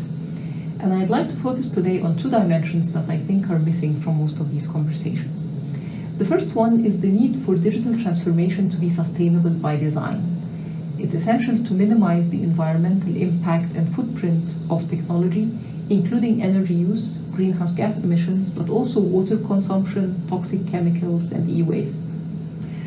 To put this into context, the global carbon footprint of the IT industry is around 2.4% of global greenhouse gas emissions. That's roughly equivalent to the aviation industry's carbon footprint before the pandemic. In 2019, a record 53.6 million metric tons of e-waste was produced globally, the equivalent weight of 125,000 Boeing 747 jumbo jets. Yet only 17.4% of e-waste documented is formally collected and recycled. Looking forward, at least 24 elements, including rare earth metals, will be critical for the digital future, and demand for them is rising rapidly. For example, demand for graphite, lithium, and cobalt is expected to increase by 500% by 2050. This is clearly unsustainable, pun intended. We need standards that promote sustainable digitalization, and we need to invest in tools to measure and disclose the environmental and carbon footprint of tech. Also ones that can support better supply chain management, tracking and tracing key minerals across the economy to improve recovery, reuse, and circularity. The second dimension is the need for digital transformation to be guided by incentives, standards, and safeguards that enable global environmental sustainability outcomes. The UN has already taken the lead on developing a global recommendation on AI ethics led by UNESCO, but more work is needed to implement those guidelines at the country level and to link them directly to environmental sustainability values and goals. For example, using technologies such as satellite imagery and Internet of Things to monitor global carbon emissions in near real time and feeding this data into markets to drive investment decisions. We're using e-commerce platforms to help empower people to compare products on their environmental performance. By embedding sustainability goals into our digital applications, we can make significant strides towards a sustainable future. To address these critical gaps, UNEP is working on 4 global initiatives. First, UNEP co-founded the Coalition for Digital Environmental Sustainability, or CODES, an open multi-stakeholder platform that aims to address sustainability dimensions through a series of coordinated impact investments by public-private partnerships. We're also investing in the development of a global environmental data strategy and a platform to aggregate the best available environmental data so that it can be used to monitor trends, commitments, and solutions at the global and national levels. This will go hand in hand with developing data standards that enable sharing, interoperability, and quality control. UNEP is also exploring a partnership with the ITU to jointly focus on the development of standards for measuring and monitoring e-waste and greenhouse gas emissions from the digital sector, as well as advising countries on green digital transformation policies and programs. Finally, UNEP is establishing a Tech for Planet alliance of private sector, civil society, and research entities interested in driving forward our data-driven solutions to environmental problems and promoting environmental behaviors within their platforms. In conclusion, it's imperative that we prioritize environmental sustainability in our digital transformation efforts. We cannot achieve a sustainable future without addressing both the risks and opportunities of digital technologies for our planet. This requires a concerted effort from all stakeholders, including governments, private sector, civil society, and individuals. As digital technologies continue to shape our world, we must ensure that they serve the collective goals of all humanity and drive a sustainable future for all. We must harness the power of innovation to create a world that is environmentally sound, socially just, and economically prosperous. Thank you for your attention, and let us all work together towards a sustainable digital future.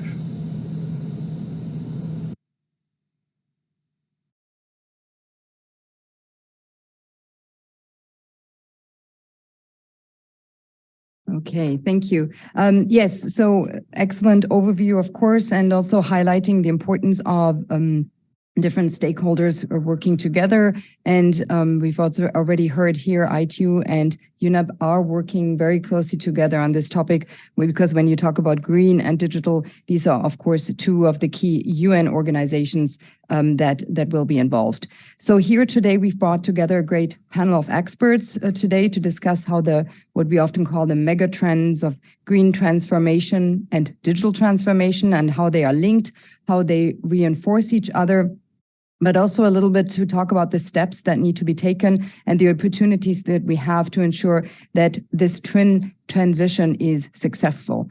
Before I introduce the panels, I'd just like to highlight a little bit on this urgency of this topic. We know that more and more people are joining the Global Information Society. We've already heard a lot about that today and are benefiting from the opportunities. We have more and faster networks, new applications and services, and these are delivered at increasingly high speeds and bringing new opportunities to many people. But also they help reduce emissions through, for example, video conferencing, smart metering, and transport systems, to name just a few. And I think we'll hear more examples in just a few minutes. At the same time, the data show that Europe generated 12 million tons of e-waste every year, and that is 16 kilograms for every person. We already heard in the video the global figure, and less of this in Europe is recycled. Only 17% globally is recycled. And this also means that billions are lost. And our digital society is, of course, also increasing the amounts of energy and contributing to GHG emissions. So it's clear to address today's environmental crisis, the ICT sector must continue to become more circular and sustainable.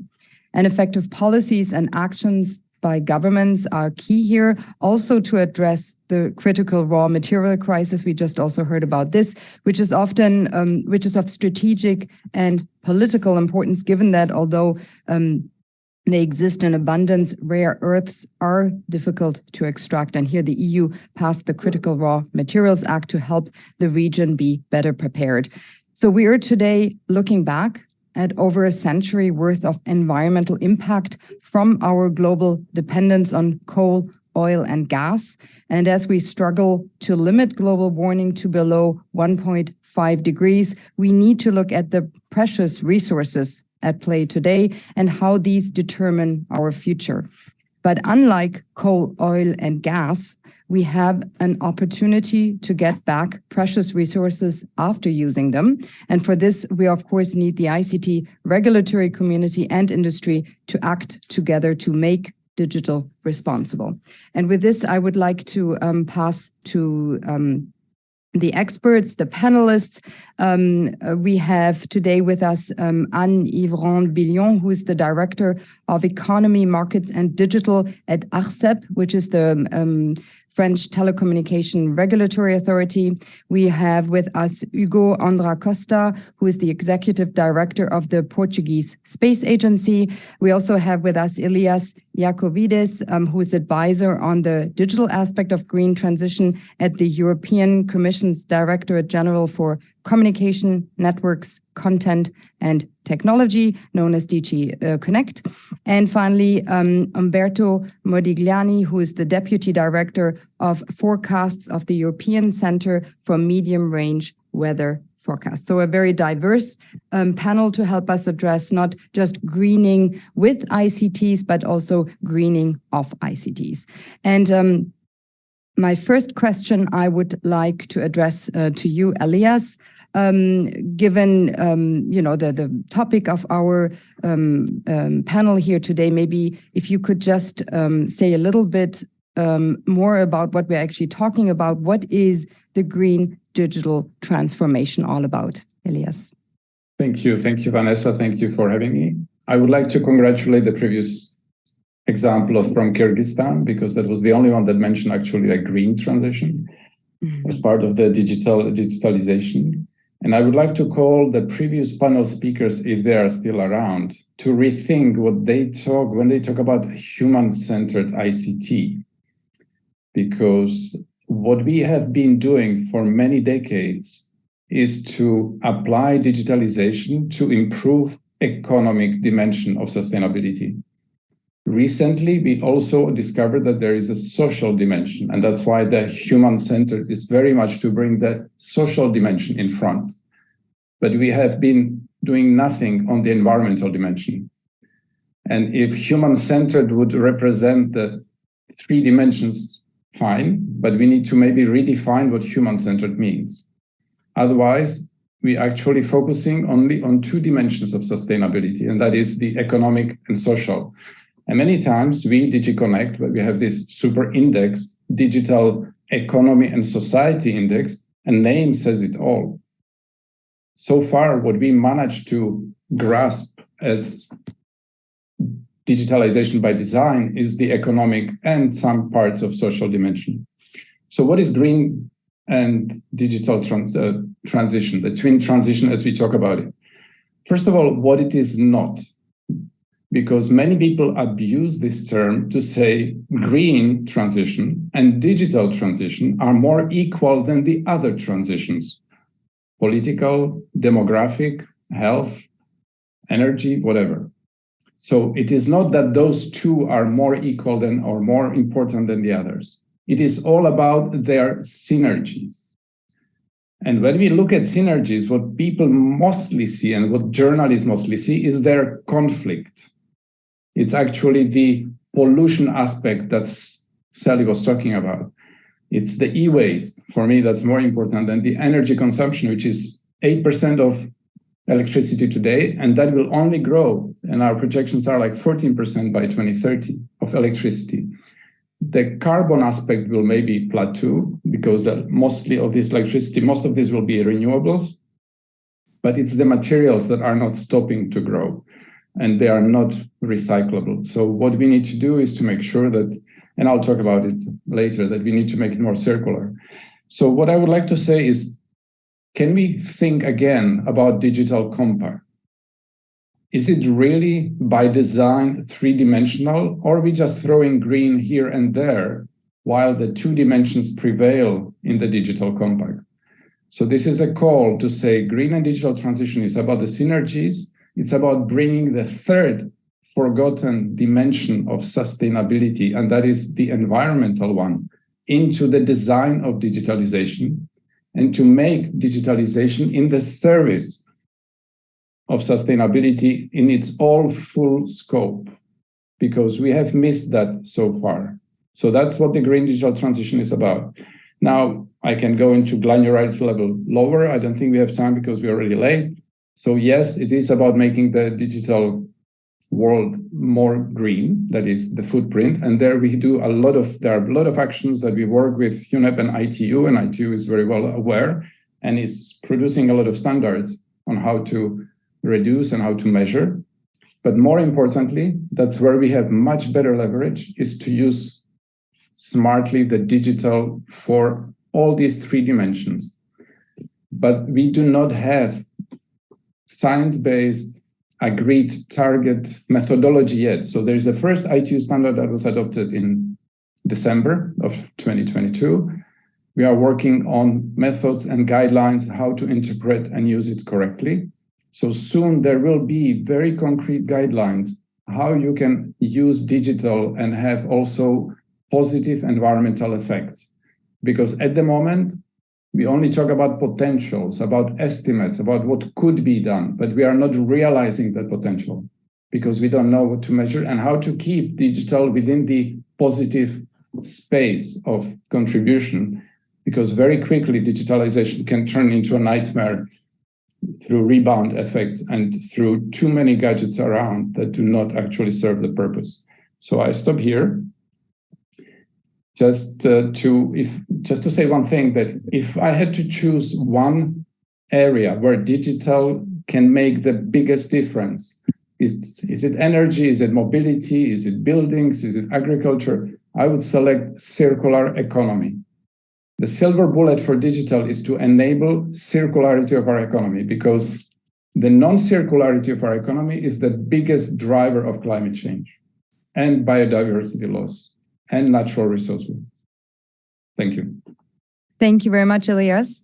And turning now to Hugo Andrea Costa, my question is, what specific advantages does satellite data bring to the green digital transition? Thank you. Good afternoon, everyone, and thank you very much, Vanessa, for inviting the Portuguese Space Agency to join today's event. Well, I will thank the previous speaker, because he just gave me the point to start bringing space to the green transition. If we think about one of the main aspects is for having a greener world is related to transportation. Nowadays, we need to move towards vehicles that don't use fossil fuels. We are moving towards a world where autonomous automobile there will be in our streets. This will help us to reduce energy consumption, but they can only be autonomous, and we can only have these benefits in terms of energy spending if we have two conditions. One is they know exactly each vehicle where's their position and timing. So we need satellite constellations for like GPS, like Galileo from Europe. And second, they need to be interconnected. And you can only have vehicles interconnected if we have a sustainable network, and we need satellites to do that. So we need satellites for the positioning and timing, and we need satellites for connecting all the vehicles and also Internet of Things. Because in cities, yes, we have ground infrastructure that allows this connectivity, but in the moment that you might run out of this signal, we have an issue. And so what we need is, in fact, to have a mobile phone that can connect independently of the network, if it's ground infrastructure or space infrastructure. Of course, this will pose a challenge for ITU, but if we think about the future, this is where we should aim at.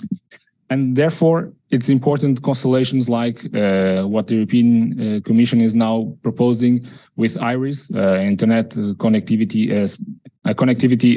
satellite constellation. Also, we see on the private sector many companies providing satellite connectivity throughout the world. And this is what will change in the near future for transportation. Now, if you think about also the green transformation, looking on Earth using Earth observation satellites, we have, for example, the Copernicus satellites from the European Commission, where they are providing crucial information or data that can be transformed into information, where we can do better planning for the cities regarding, for example, management of risk of floods. When you go to rural areas, managing the forest fires, managing the forest. So we are using space information, space data, even though normally we don't recognize because it's ubiquitous for us, but space is crucial for this transformation, for this mobility on green and digital transition. Thank you.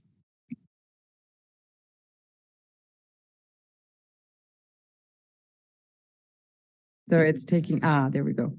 Yes, thank you very much. We actually had a meeting this morning with some satellite industries, and they mentioned, and we were talking also about the ubiquity and the interconnectedness of, space and mobile and terrestrial networks. So I think that's the future. So my next question is to Umberto Modigliani. And I would like to know from you what other type of ICT-based solutions there are, and how can these solutions help improve weather forecasting, accuracy, and resilience in the face of environmental risks. So here talking in particular about climate adaptation applications. Thank you. Thank you. Well, first I would like to say that the National Meteorological and Hydrological Services already use information and communication technologies-based solution and emergency technologies to mitigate environmental risk and challenges.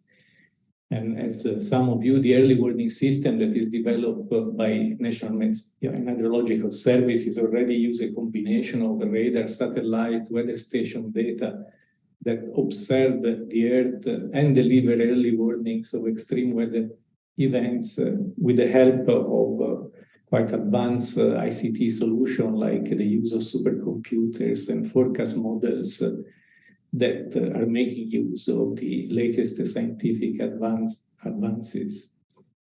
This system in general has been widely credited with helping to save lives and property by giving people enough time to prepare for potential floods, for example. Additionally, NMHS is also playing a key role in collecting, storing, and analyzing meteorological data to inform decision-making related to environmental risk management. Having said that, in the more recent WMO Regional Conference on the future role of National Met Services that was held last November, this served as an important platform for the National Met Services to collaborate and discuss how this ICT-based solution can be used to support government in mitigating environmental risks.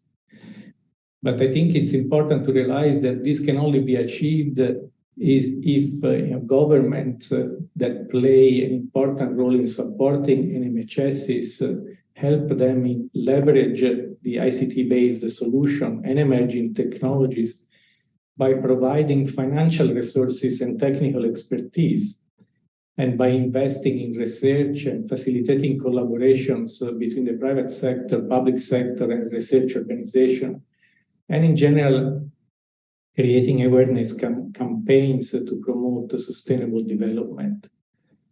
As mentioned just by the previous speaker, there are also programs by the European Commission, such as the Copernicus program, the space part, but also the service part, and the Destination Earth initiative, in which ECMWF plays a pivotal role.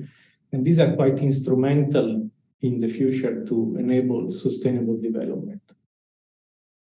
As another example of an activity that has been quite successful recently, prevention and preparedness and response to disaster in the east of the European Civil Protection Mechanism was an example of how government can support NMHSs in leveraging ICT-based solutions and emerging technologies to mitigate environmental risk. As part of this program, National Meteorological Service in Ukraine and Moldova are being supported at the moment to issue impact-based forecast. A daily bulletin supplies situational awareness to humanitarian actors and other organizations responsible for managing crises caused by the conflict in the region. And this can be used to protect citizens and mitigate the effect of environmental risk. What is important is that managing emergency during conflict by putting science and humanitarian aid together can be a game changer, and because this is a very effective and coordinated use of all the available resources, both ICT-based, science-based, and so on. Thank you. Thank you very much. And we're here, of course, in the WMO building, and WMO is in charge of the Early Warning for All initiative, leading on this. And you mentioned a number of examples of ICTs being used, but also on the pillar on warning communication and dissemination, which ITU is leading on. That's to bring messages, the alerts to people at risk. Of course, ICTs and networks and services also play a critical role. Thank you very much. The next expert is Anne-Yvonne Billon.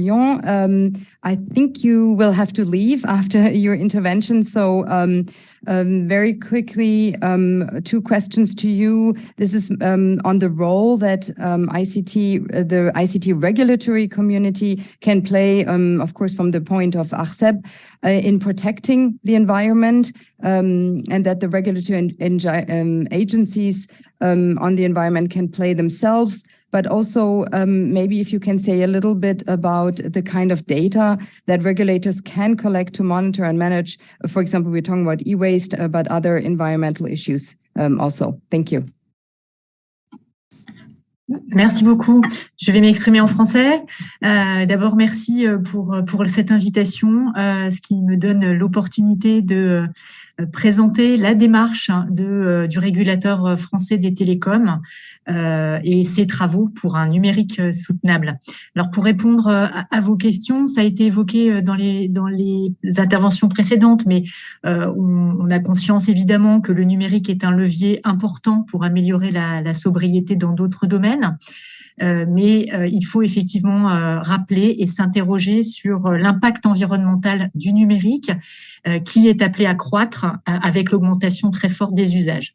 Et l'accroissement des usages et l'impact que ça aura, l'impact environnemental qu'aura le numérique de ce fait, semble peu compatible avec les objectifs des accords de Paris, ce qui nous a amené à l'ARCEP et plus globalement en France à nous interroger sur la mesure de l'impact environnemental du numérique et à faire le constat que même s'il y a plusieurs études qui mesurent l'impact environnemental du numérique, il y a finalement un manque d'harmonisation dans les méthodes de mesure, parfois un déficit de transparence sur les données fiables nécessaires à effectuer une mesure de l'impact environnemental du numérique.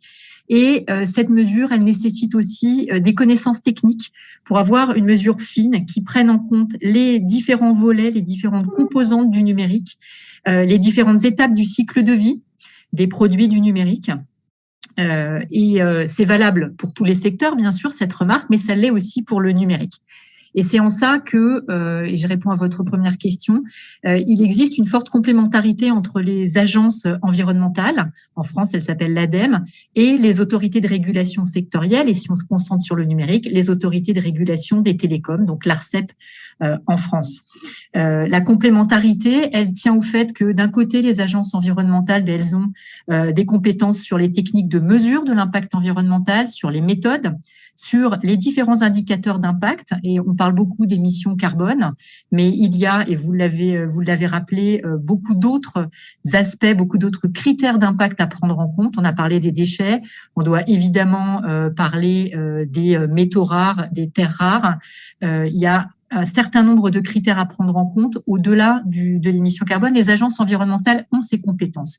Et pour pouvoir avoir une mesure précise de l'impact d'un secteur, c'est aussi important d'avoir des compétences techniques précises sur, pour le numérique, les différentes briques du numérique, donc se concentrer non pas seulement sur les terminaux, les devices, mais aussi sur les réseaux, les centres de données, donc ce qu'on appelle les 3 briques du numérique, avoir une bonne connaissance de leur cycle de vie.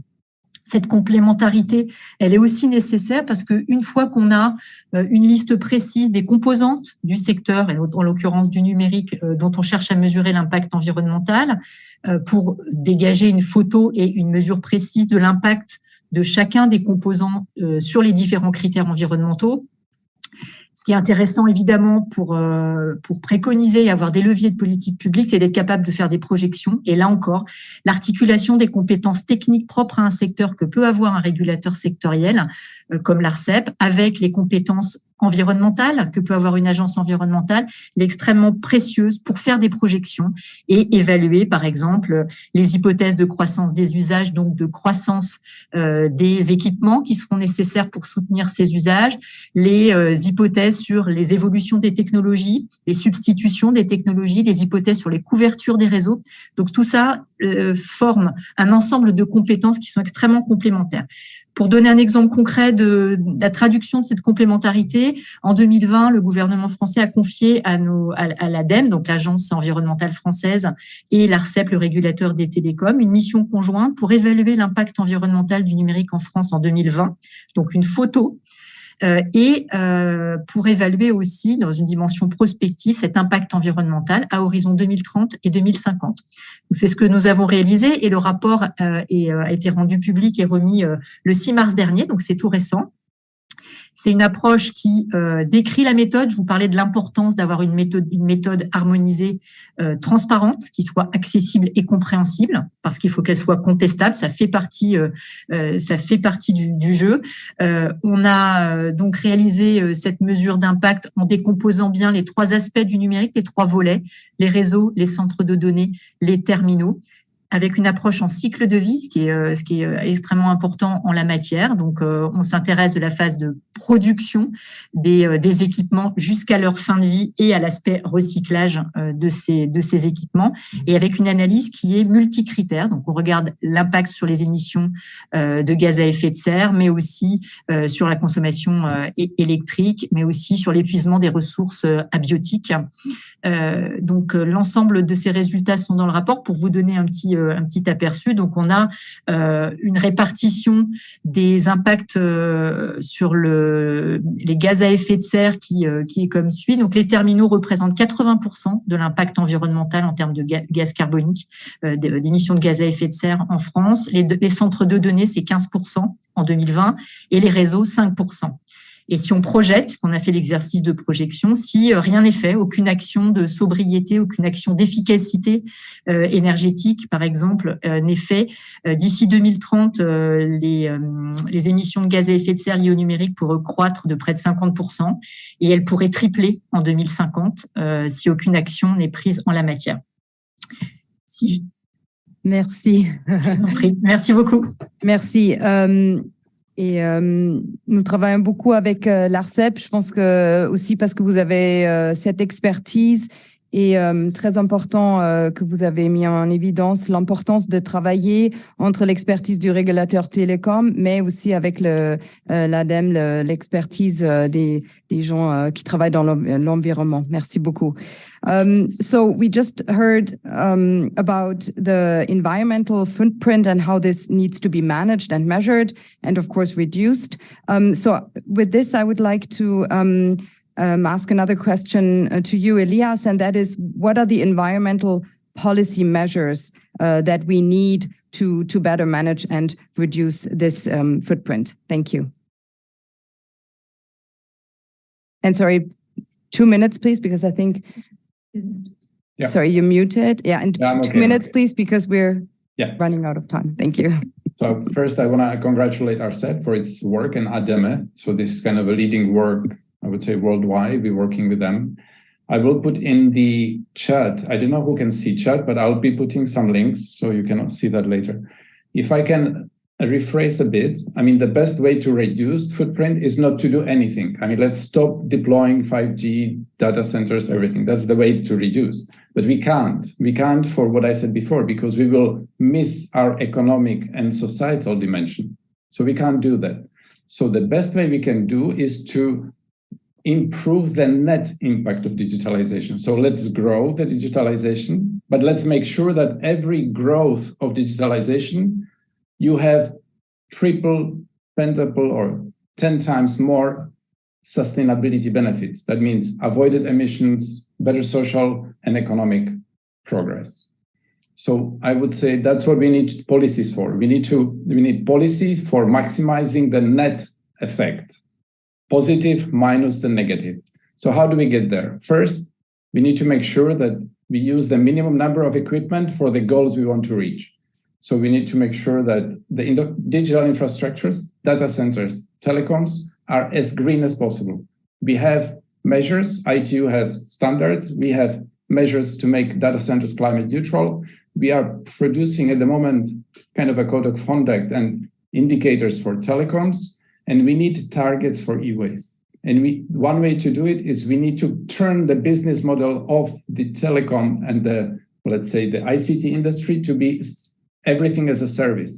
Instead of incentivizing people to buy tons of materials, new models, new equipment, new laptops, tablets, to turn it into a service provision. Same thing when you buy as organization ICT, it should be service organization, not hardware buying. And that we need green public procurement. So the legislative measures should be from benevolent to obligatory. That means with ITU and other organizations, we have to make sure that we describe very clear public procurement criteria. So anything with digital is through a green public procurement. And at the end, what you don't measure, you don't manage. We need very clear measurements when ICT is producing positive effects.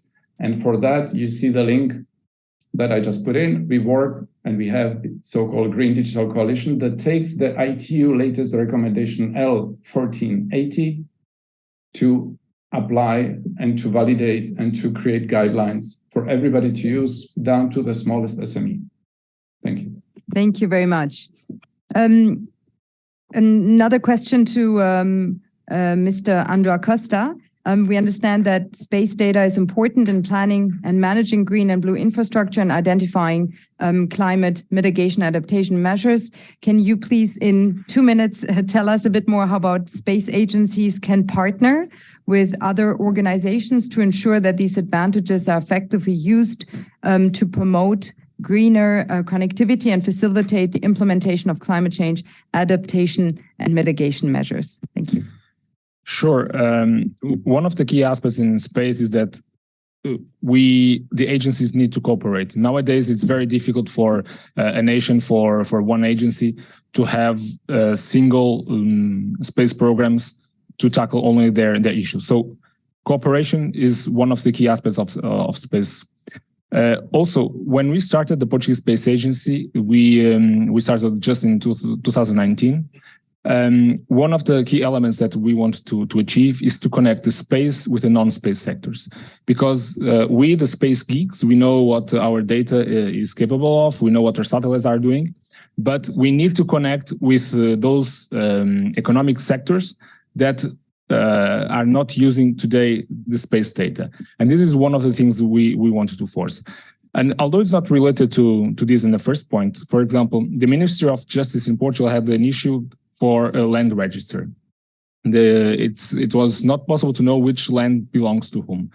So through a platform and Earth observation data, it's now possible to have in one single spot, one single platform, all of this information. Now, if we grow this platform and we bring other sources of data to this platform, then we can have the Minister of Environment, for example, knowing exactly which type of forests or trees that exist, so they can monitor biodiversity.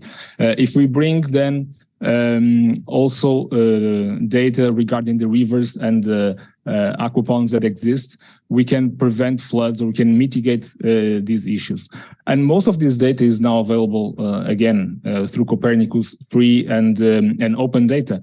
And for example, European Space Agency now with Austria has developed a platform to monitor, for example, which places of the city or of the country are better to use solar panels, which areas are better to use wind farms. So all of these energy infrastructures are now looking to space data and how can benefit through this. But one point just to finalize, it's very important, is that space infrastructure is also threatened through this because of the quantity of satellites and debris that we have. And now at UNOSA in Vienna, we are preparing together, Portugal and the United Nations Office of Outer Space Affairs, a conference for next year that is going to be the input for the Summit of the Future next year, because this is another terms of sustainability that we need to have in space, and where Portugal and UNOSA are now working very hard on it. Thank you very much. Thank you, and excellent examples on both sides. My last question is to Mr. Modigliani. This is how can government agencies and research institutes like the one that you represent support national meteorological and hydrological services in mitigating environmental risks with digital technologies, and what are some of the key factors that have been successful in this regard? Well, the ECMWF it has been and continue to be a valuable resource for the National Meteorological and Hydrological Services in leveraging ICT-based solutions and emergency technologies to mitigate environmental risk and challenges. One of the purposes of ECMWF is to supply data and forecast of medium to long-term weather and other environmental conditions, and this can be used to inform decision-making related to environmental risk management.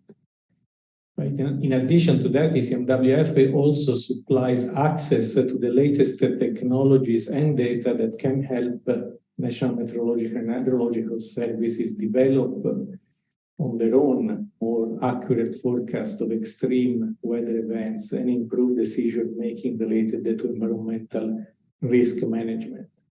Recently, for example, ECMWF has started to provide what is called a European weather cloud, so a cloud-based sort of services that NMHSs can use to do this type of work. Additionally, ECMWF facilitates collaboration between private sector, public sector, and research organizations to help National Met Services better understand the implications of these technologies and develop strategies to mitigate environmental risk. Generally, by working together with ECMWF and NMHSs can use ICT-based solutions and emergency technologies for a more resilient environment that is better prepared to deal with the impacts even during conflicts. And it enables NMHSs to prepare for the future and adapt to changing climate. What I think is important that I would like to highlight is really the fact that the collaborative sort of aspect between ECMWF and the National Met Services, and in general between the National Met Service and other organizations, that I think is what is quite important to achieve all these goals. Thank you. Thank you very much. And well, we've heard a lot of great examples of how digital is supporting environmental transition, but also about the policies that are important and the steps that we need to make to ensure that the digital transformation is green. We'd now like to deep dive into a concrete initiative that has proven successful in the domain and that could serve as a valuable example to be possibly replicated. And I'm happy to welcome now online with us Andrzej Hnap, who is the CEO and data analyst at Waste Ukraine Analytics. WAUA. WAUA is a platform to accelerate the transition to a circular economy, a B2B marketplace for companies in the field of waste management based on open data, as well as an aggregator of historical data on waste and a tool for creating mandatory data sets for local communities. Andrei is also a smart city digital infrastructure expert within the context of a project carried out by the EBRD, European Bank for Reconstruction and Development. And Andrei, you will be sharing insights from a pilot project on industrial waste mapping conducted as part of the EU for Environment program and supported by UNIDO. And with this, you will show us the critical role that waste management data plays in achieving positive results. The floor is yours. Thank you. Yeah, thank you, colleagues, and all the speakers and panelists. This was very interesting to hear all of that.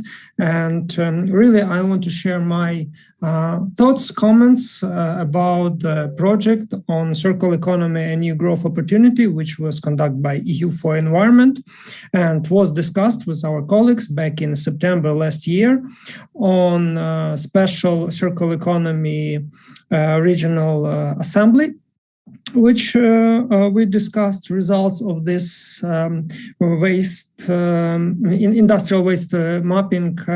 And I was not part of this project as implementation. I just see evidence, the result about of lack of data, inconsistency of data, readiness that data are incomplete, and specifically for Ukraine, because one of the communities which were the pilot is that there's no digital infrastructure for gathering information on waste.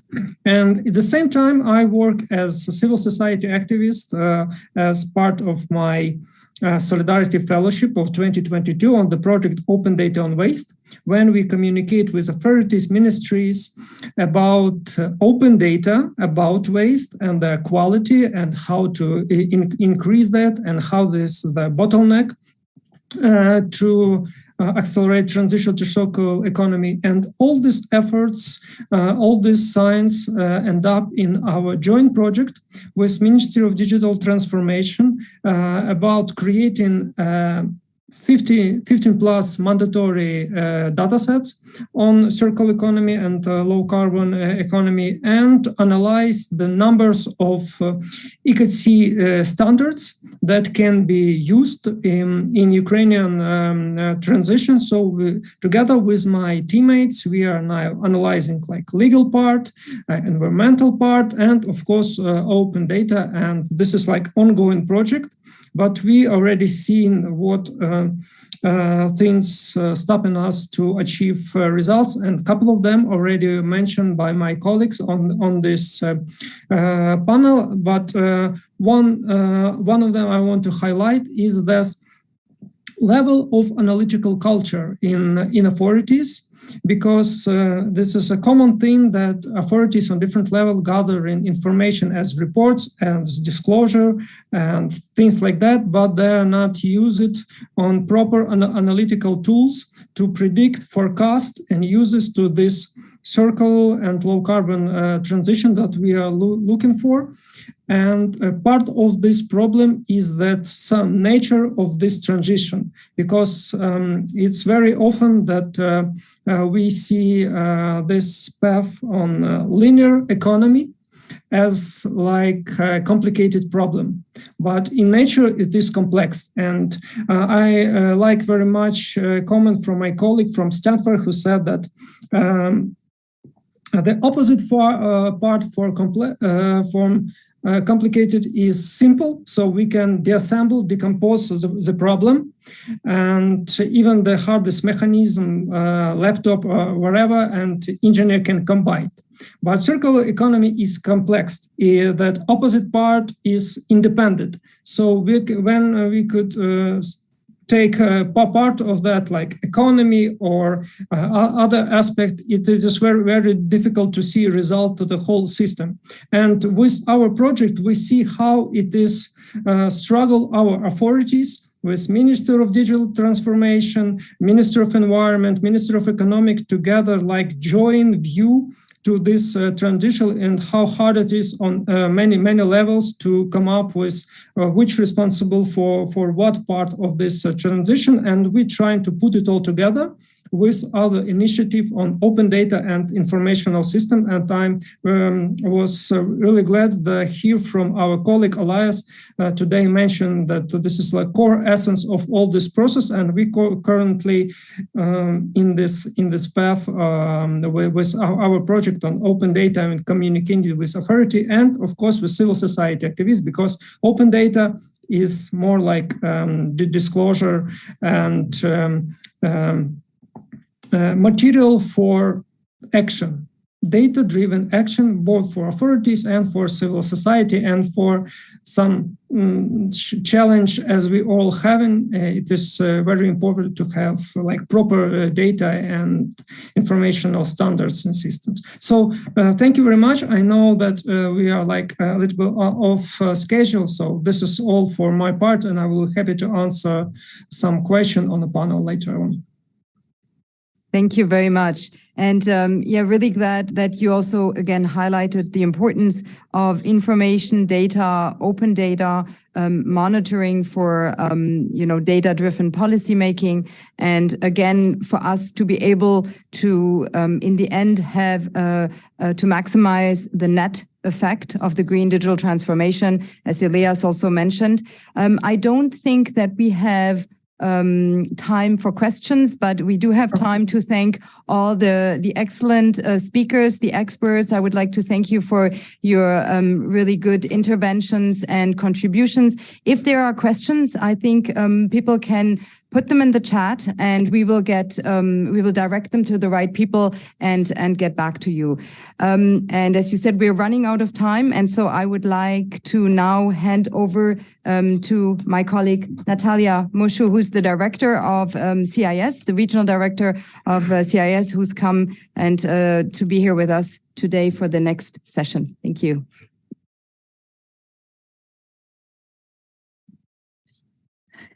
Thank you very much, Vanessa and Yaroslav, before you for the co-moderation and for making all the efforts to be on time.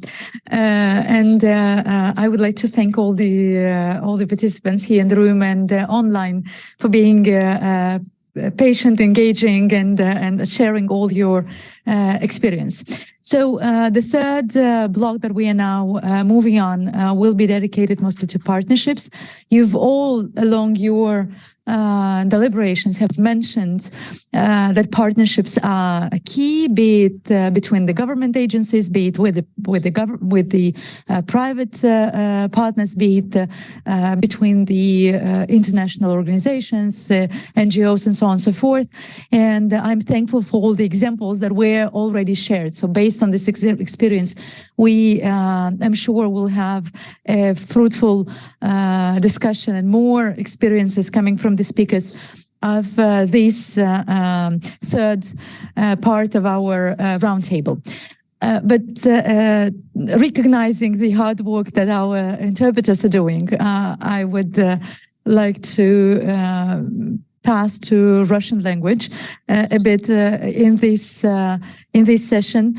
And I know that most of our speakers would be speaking in English. Nevertheless, let me then be the one including UN language from the CIS region into our discourse. Уважаемые коллеги, уважаемые участники круглого стола, позвольте мне всех вас поблагодарить и перейти к нашей третьей части круглого стола, которая посвящена инновационным партнерствам, направленным на создание инклюзивного и устойчивого цифрового развития.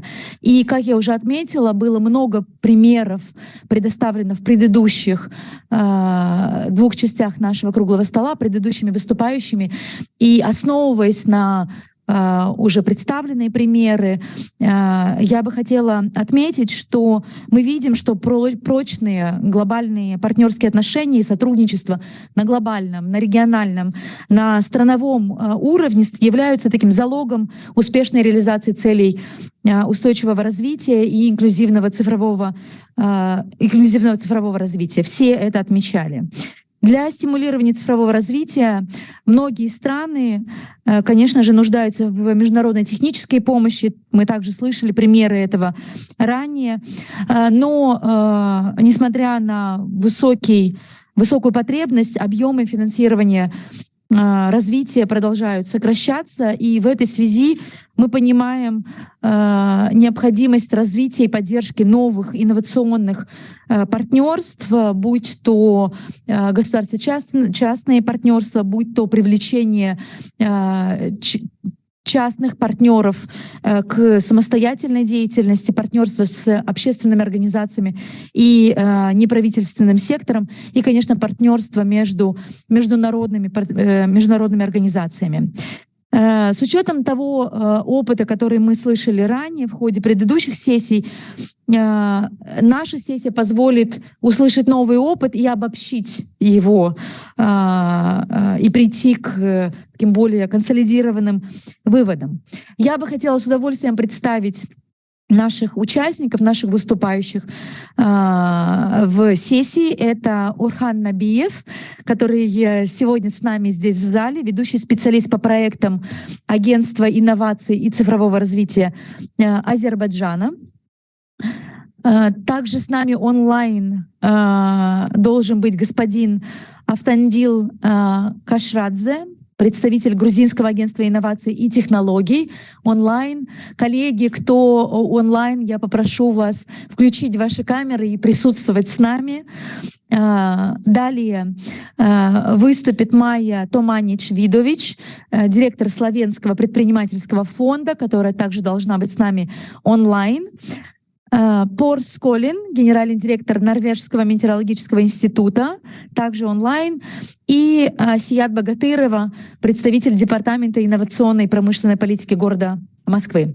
Но, коллеги, прежде чем приступить к вашим выступлениям, я бы хотела пригласить мою коллегу Сару представить небольшую презентацию об Альянсе по инновациям и предпринимательству, которую анонсировал сегодня, о которой говорил сегодня наш директор Бюро развития электросвязи господин Космос Зава-Зава, альянство, которое было запущено в январе этого года, и мы бы хотели представить его вам немного подробнее. Сара, пожалуйста, вам слово.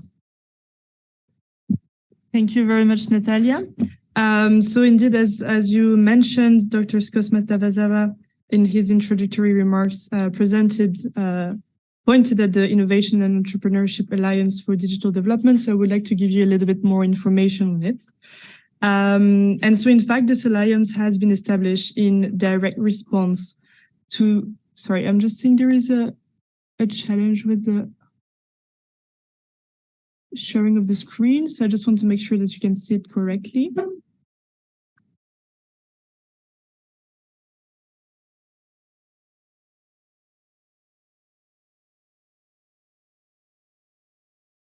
Okay.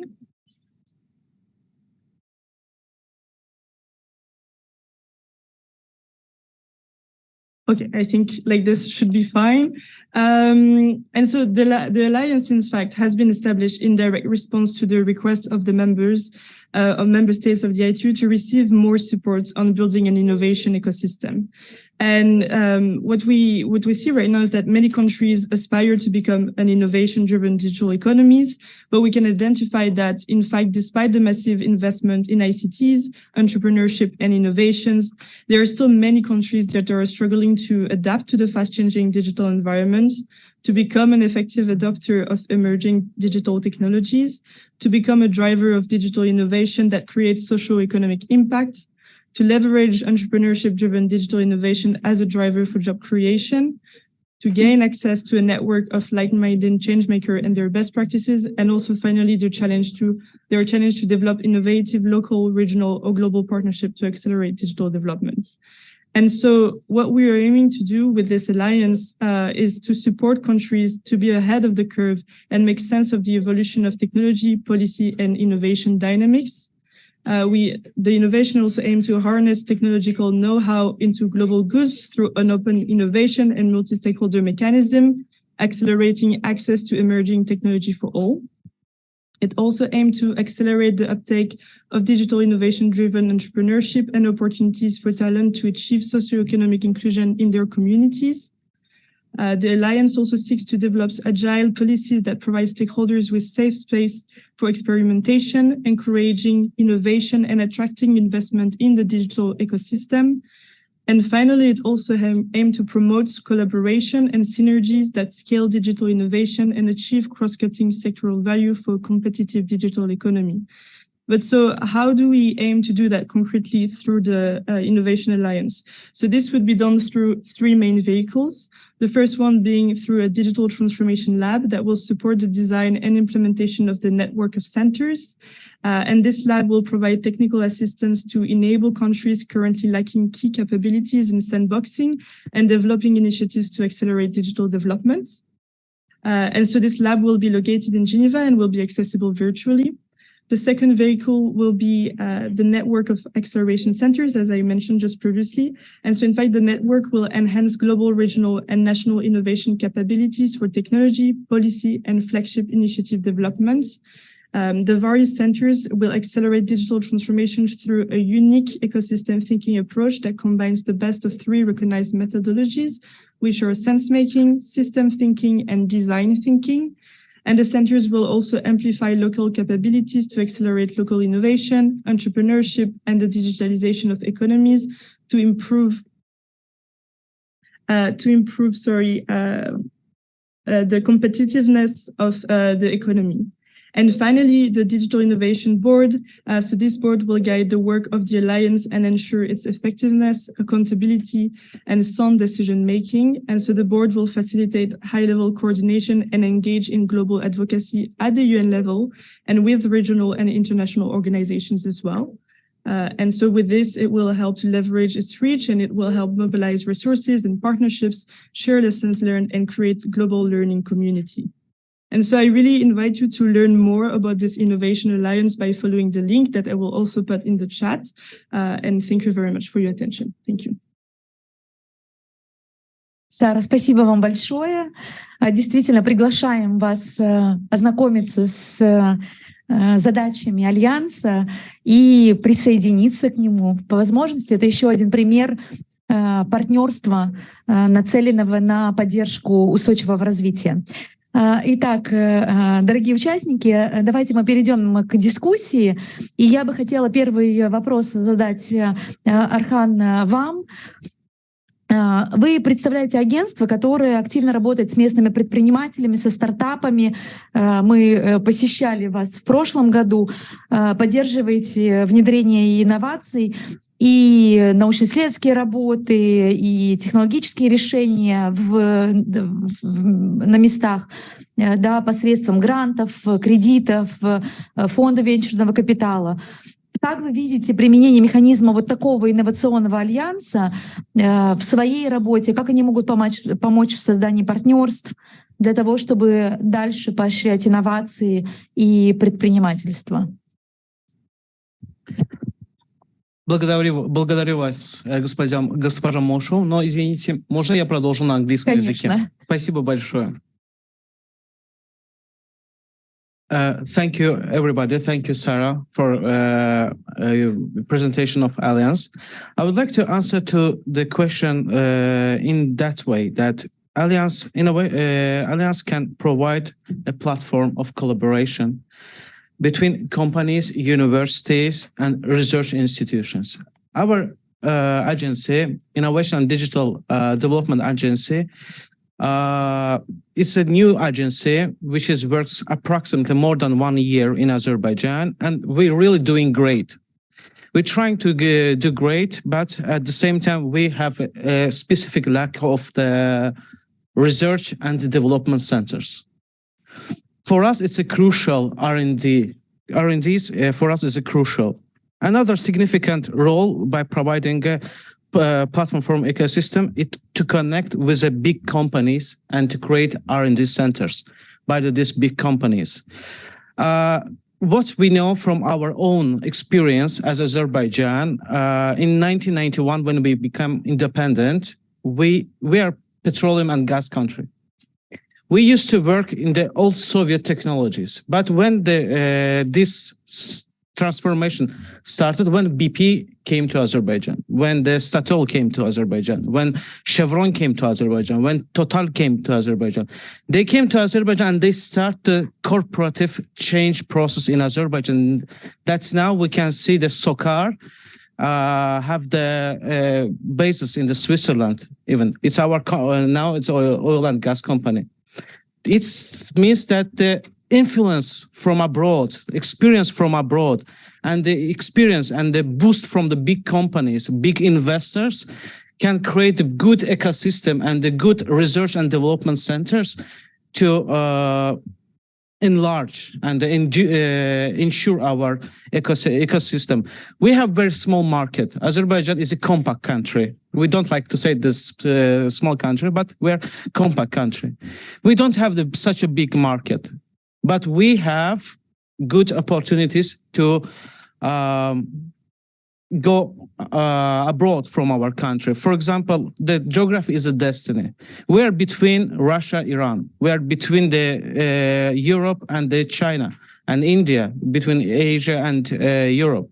So it means that we are in the middle of the Eurasia, and this kind of the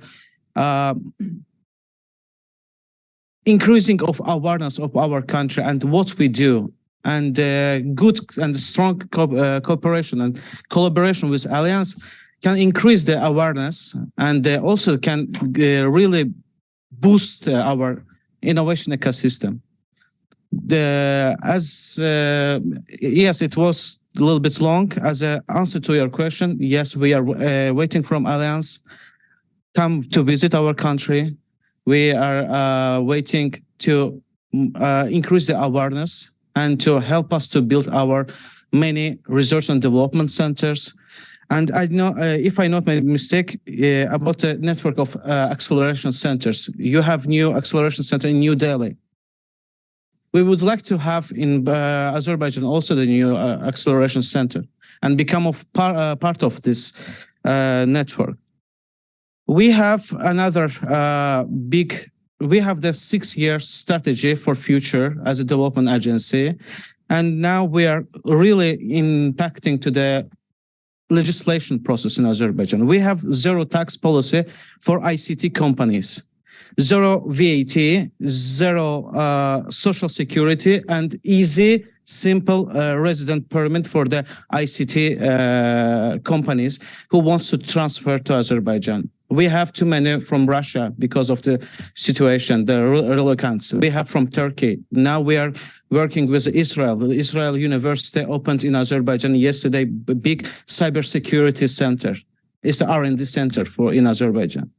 So as you see, and we work on it very dense, and we want to have more and more awareness on what we do, and really, and this also will help to make a bridge between Asia and Europe. It will also help a bridge to regional development, as you see that we are also the between Europe as Georgia, and we are also the bridge to the Central Asia. And if Europe, and also about the green technology, we have the big investment, and our main investors right now is a BP, who totally changed their policy, and they making a green tech and the green energy. And we will be one of the green energy suppliers to Europe in the upcoming years. So what we need more cadres, we need more human capital, we need more acceleration centers, we need more research and development centers. Resources we can find more, but what we need is capacity building. Thank you very much. Thank you very much, Orhan, for the inspiring and energetic response. And I would like to just remind us to keep short. We're still a bit lacking behind. And you've mentioned your neighbor country, Georgia, and I would like to raise my next question to representative from Georgia, Avdatil Kashradze. Авдатил, вы возглавляете агентство, которое специализируется на укреплении сотрудничества между наукой и бизнесом, поддерживаете инновационные стартапы, опять же. И вот сегодня у нас были гости, keynote-спикеры, которые отмечали вопросы, важность привлечения девушек, женщин в отрасль. Как вы считаете, вот каким или что вы видите из вашего опыта? Каким образом можно привлечь больше женщин в сферу технологий через вот такие механизмы партнерства, государственно-частного партнерства? Поделитесь, пожалуйста, вашим опытом. Авдантил, пожалуйста. Hello, everyone. First of all, thank you very much for inviting me for this amazing conference. And I would like to say hello to all other panelists and all the members of the audience. From our side, I would like to say that the government of Georgia decided to support the knowledge and innovation-driven economy in the country. We were established by the government of Georgia under Ministry of Economy and Sustainable Development in 2014, where there was like a lot of the challenges when we wanted to establish to build innovation community in the country. But right now, I would like to more focus on about the involvement, more girl and female involvement in the innovative businesses. We have lots of programs in all around the years. We are massively investing in Georgian startups. We are also investing into bringing international accelerator programs. We are also supporting creation of the private VC funds, because it is very important that when you are talking about the VC fund, it must be private fund. And also when we are talking about the creations, the ecosystem, definitely, of course, that we would like to have as much as it is possible to have a gender balance in our programs. Right now, we are, throughout the years, we didn't have any programs that was supporting specifically more involvement of the women. Only things that we started a few years ago, it was when we created the boot camps, and in boot camps it was a 50-50 participation, but not in the most important programs. But we worked very much with the UN Women in Georgia, where we created our action plan, and it right now this action plan, including in all our programs, including in the ICT trainings, that we have a separate additional scores for the female participants in order to be accepted in our IT trainings program. Also in all our like the boot camps or hackathons and etc., we have the like the gender balance. We're trying to have a 50-50% in all our programs. And most importantly, even in the access to finance program, from last month, actually, we added additional 2 score points for the businesses whose like more than 50% of the shares are owned by the females in Georgia. So in our granting programs also, like the female startups will have more and better chance in order to receive granting financing for us. And this is just beginning. And when we are talking about the cooperation of the business sector and academia, this is without that, it is not possible actually to really create the ecosystem when we will have more female participants in the innovation ecosystem. And when you are talking about the digitalization and technology ecosystem, this is the really industry that there is no excuse not to be the gender balance, not to be the gender equality there. This is the industry where there is a full of opportunities, and there is all doors are open for all participants in all around the world. So it's not only the programs how we are run, it's not only the quotations that we are giving to the females or extra points and etc.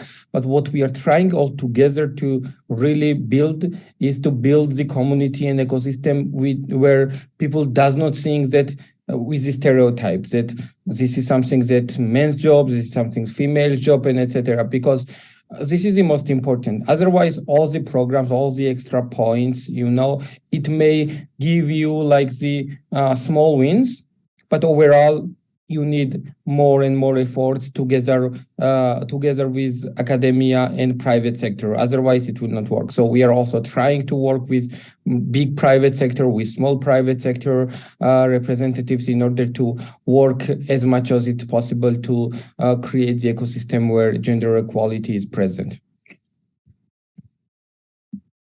Thank you so much. And this takes us to our next speaker, Maja Tomanic-Vidovic from the Slovene Enterprise Fund. Maja, could you kindly share with us on the work of your fund to stimulate more innovation and help support, build innovative systems for small and medium enterprises? Maja, please, would be delighted to hear your experience. Thank you very much, and welcome from Slovene Enterprise Fund, from the ministry, on behalf of the ministry, our responsible ministry for the economy, tourism and sport, and of course of the all Slovenian innovation ecosystem. So if we want to think how to support future development of really very high-tech, innovative companies, not only startups, also scale-ups, and later SMEs, we really have to be focused on challenges of our time. We live in an era of completely global instability. Resources are becoming restrictive. Problems with supply chains are growing. We are facing with bigger climate changes. Risks are higher than ever before. Costs are increasing, and so on. And especially our startups, our scale-ups are facing with lack of skills. Not only the lack of resources, financial and skills resources, therefore their contribution for sustainable development solutions, which could help some of these global challenges, are still too small. And of course, we would like to increase their contribution, especially if we talk about green and digital transformation. So what we have to do, we have to be even more agile, creative, and shift.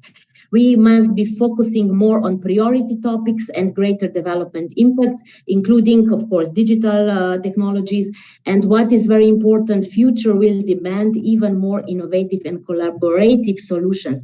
Individual solutions are over. So we need collaborative solutions, and it has been bluntly shown how essential innovations and disruptive technologies based on science, deep tech, and collaboration among different partners, not only on national level, but also on the international level, together with entrepreneurial spirit really are. So it is also inevitable that this kind of companies, so research, innovation, and new deep tech ventures will have an important part for the global economic recovery or the global stability, which we would like to reach. So therefore, the focus support of public institutions like Slovene Enterprise Fund needs to be, of course, to foster the innovation in tech ecosystem among SMEs and especially among high-tech companies. Of course, first to provide access to finance to all stages of business development, from startup to later stages, with a different kind of solutions. And we offer them different kinds of debt, venture capital, financial lines, also grants. Together with the ministry, we developed some kind of grant lines dedicated to the green transformation, dedicated to the digital transformation, and mainly this money is coming from European programs. companies are prepared to invest in this kind of investments connected with green or digital transformation, but at the end they still have problems with the skills. They need some additional support with the skills. So financial resources are not enough. It's not enough. So therefore, we created some support through voucher system. We have 15 different groups of vouchers. With vouchers, we co-finance different kinds of services from other partners in ecosystem. And with these services, companies can increase their competitiveness, increase their ability about green or digital orientation. Also, startups and high-tech companies, they have special program designed for their competitiveness and for their competencies, with mentoring, coaching support, with startup clinic, scale-up investment workshops, and so on and so on. So a lot of things are going on. But at the end, there are still not enough sustainable development-oriented projects. So therefore, we started to create or started to support the creation or very specific sustainable development partnership, where we would like to connect, or we started already with this, and in some cases we already did it, connect to really research institutions, doctors, professors, researchers from specific fields, together with companies. And also financial investors could be connected with this specific partnership and other support institutions. So this is very important, really, to create the strong partnership among all these partners, to connect them, to find the right persons on the right places, to connect them, and then they start to cooperate. But of course, if we talk about global problems, then we need also the global projects for this program. So this kind of partnership should not stay on the national level. They could be transferred on the multinational level. Therefore, we try maybe together with some working groups of European Commission or some entities at the European Commission, or also to our very good partner UNIDO, we try to create this kind of partnership for specific fields also on the multinational level. Right now we have a partnership for biotech industry, very specific on the biotech medicine and vaccines. Then we have a special partnership for hydrogen industry, for smart factoring, digitalization in all factoring sector. And this could be maybe additional step how to increase it. Yes, this is our main focus. Thank you very much, Maya, and I understand that there is so much you have to share and you want to share to others, but unfortunately we can't go into very deep detail. But indeed, I know about your engagement with UNIDO, and that's an excellent example of a partnership with an international organization. With this, let me move on, and I would like to address my next question to our online participant, Roar Skolin from Norwegian Meteorological Institute, if I'm not mistaken, hopefully not. I would like to ask your views on strengthening the partnership relations between the state, the academia, and the private sector to support the sustainable development. Roar, what would be your perspective on this in this regard? Thank you, Chair, and thanks for inviting me. And you are indeed correct. I am the Director General of the Norwegian Meteorological Institute. But today I will address you mainly in my capacity as acting president of the European region of WMO. The revitalization of public-private and also academic partnerships to develop research and services for a sustainable, resilient, and inclusive infrastructure is essential for the achievement of the SDGs. And weather, climate, water, and other environmental services are essential for the development of such an infrastructure. And also the data and information provided by these partnerships are essential in helping governments, businesses, and citizens to make informed decisions. Decisions that can help to promote economic development, reduce poverty, ensure access to food and water, and promote sustainable and equitable development. In addition, the use of early warning systems, which has already been mentioned by a few here today, can help to mitigate the impacts of extreme weather events and other environmental threats, and thereby helping to ensure that societies can continue to develop and prosper in a sustainable and equitable manner. So by supporting public, private, and academic partnerships in the development of research and services for sustainable, resilient, and inclusive infrastructures, WMO is helping to ensure that the SDGs are achieved. And I will now present to you 3 WMO initiatives, and I will try to illustrate how partnerships can benefit from these initiatives, and also how they can help realizing the initiatives.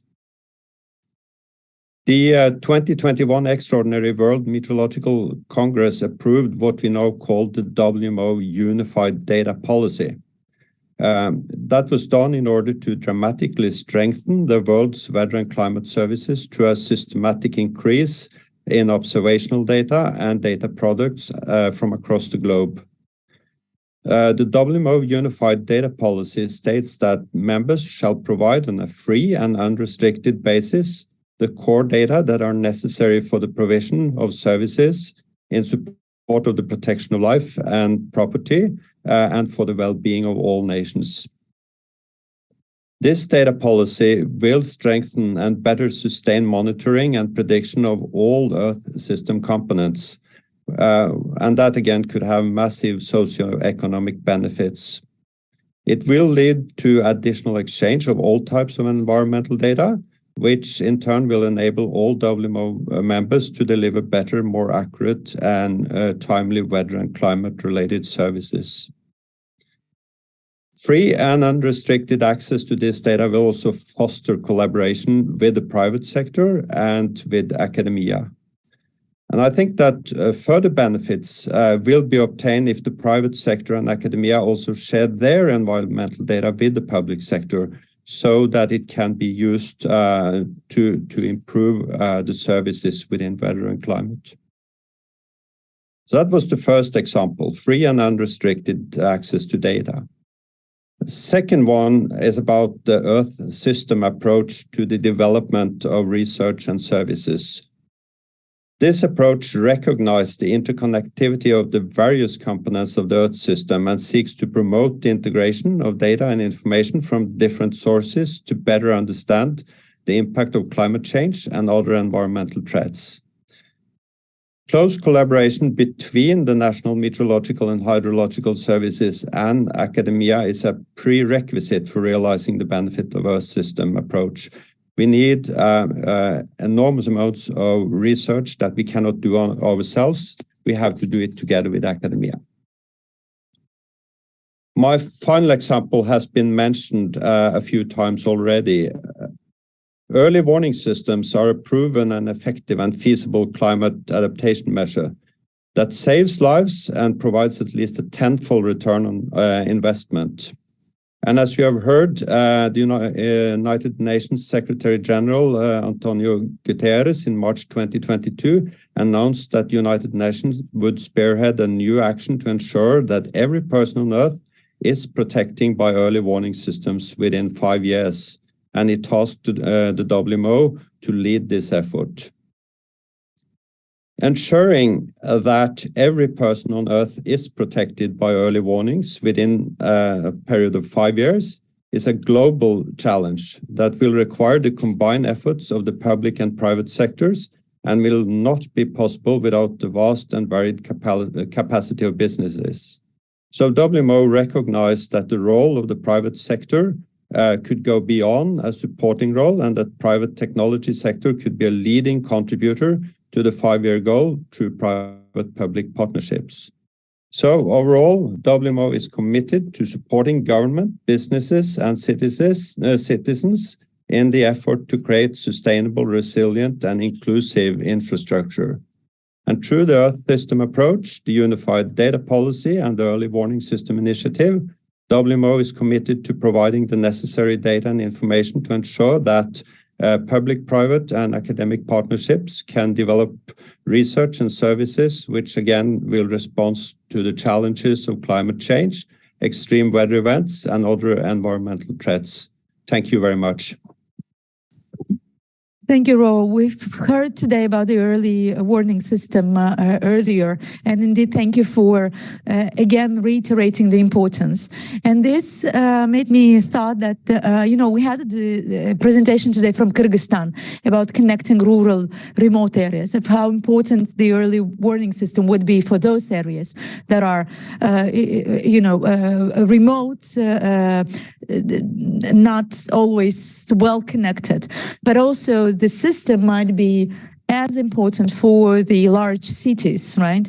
And indeed, as you're saying, the partnership is indispensable to making such global programs or projects a success. And in this sense, I would like to turn my question to a city representative. We've heard about the different government, nations, international organizations, rural areas, but I think the cities face a challenge of their own as well.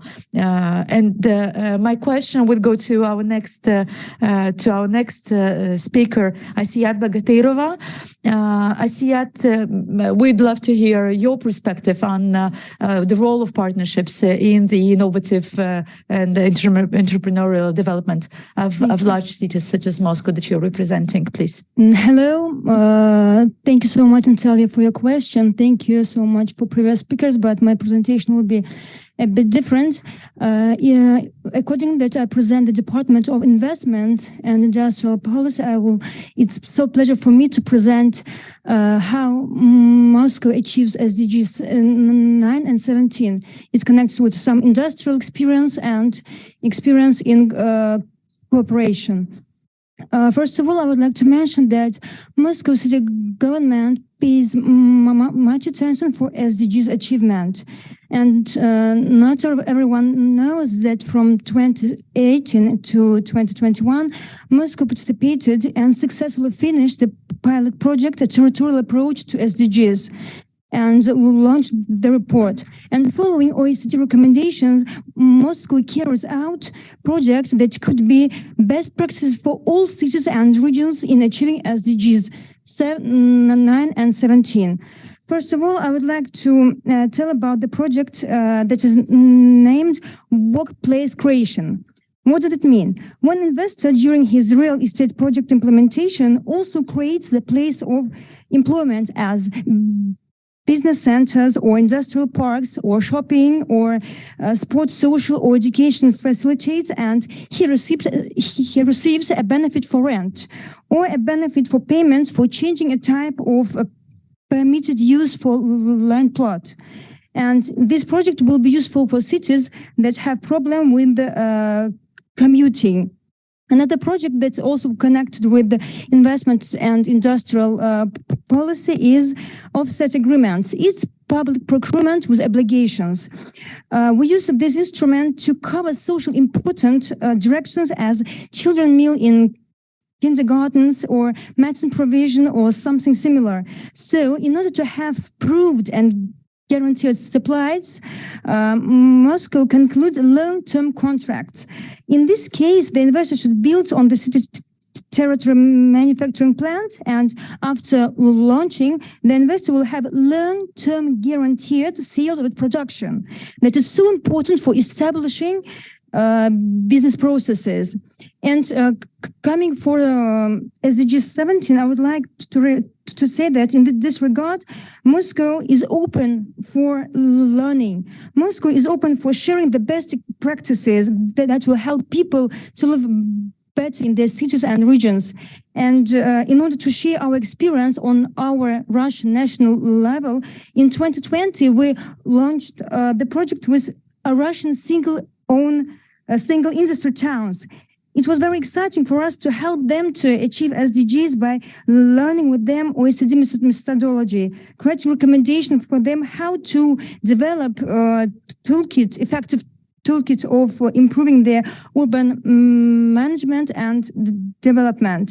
And I'm glad to say that it helped them to improve the quality of life, to improve their economic development. And not long ago, in order to broaden our partnership, together with the Euro-Asian Commission, we are developing ESG rating of cities and regions of the Eurasian Economic Union. Our aim here is not to find who is better or worse, but to identify the problem area of SDGs in this region, to search for new growth points in cities, and to, of course, to have best practices exchange in sustainable development. We believe that the result of ESG rating will accelerate and force the implementation of the national development strategies of the Eurasian Economic Union members. In conclusion, I would like to say that Moscow carries more than 95 projects across all the SDGs, and we have so much to share with you. And today, much has been said about the digitalization, about how different regions solve this problem and try to be the better. But according to the UN report, government survey, Moscow was a city that reached the 4th place among all cities of the world in this rating. And it emphasizes tremendous work that have been done in digitalization of public services and integration of artificial intelligence. Why I'm telling you about it? We are open for cooperation in different ways, especially if it's connected with integration SDGs in some solutions in industrial and investment scales. We believe that some mentioned practices will be useful for you and help to improve policies in your regions, and as a result, the people will live in a more comfortable area and be even a little more happier. Thank you so much. Thank you, Asiat, for sharing your experience as well. And with this, I understand we have, and all of you would have much more to share. But I invite you to, speak when we're finished with the event, because we are short of time, over time, and I see that the interpreters are still working. And I would kindly ask if you have another 3-5 minutes for us to conclude our roundtable overall. So I would like to warmly thank the speakers of this session of our roundtable. And with this, please accept my apologies for cutting you short or not letting you speak as much as you would love to. Dear participants, let me now proceed to finalize our roundtable, and I would not like to go and in detail remind us what we've discussed today. I think we have received and enriched ourselves with experience that all of you have shared. The participants here in the room and the online, thank you so much, everyone, for connecting and staying with us until this hour. We've looked today into the importance, and I think we've most of all stressed the importance of various partnerships, of openness, of into sharing the experience, learning from each other's experiences, into achieving the SDGs as a whole, but also the SDG 9 that relates to the industry, innovation, and infrastructure that we, the UN agencies present here, are working towards the achievement, and SDG 17, which is dedicated to the partnerships as a whole. And we see from the multiple examples you've shared that through various partnerships, we can achieve much more in the work that we are all doing in our own organizations, in the villages, in the cities, in the countries, in the regions, and at the international level as a whole. And I thank you warmly for sharing and being open to share your experience. I would like, of course, to thank our host for having us here, for offering us a great venue. And Cornelia, please pass our warm welcome to your management for offering this room. And of course, I would like to extend our thanks to the technical moderation, to Sarah for putting this all together, for our interpreters, because you are bringing in a better and more inclusive experience of our meetings. I don't know, I hope I didn't forget anyone in thanking, but truly warm thanks to all of our speakers, our keynotes, our hosts, our co-moderators, organizers, and everyone who is present in the room, online, and watching us via webcast in the whole big world out there that we're trying to make better. Thank you so much, and wishing you a lovely evening and great success in all your endeavors. Thank you so much. Thank you. Bye.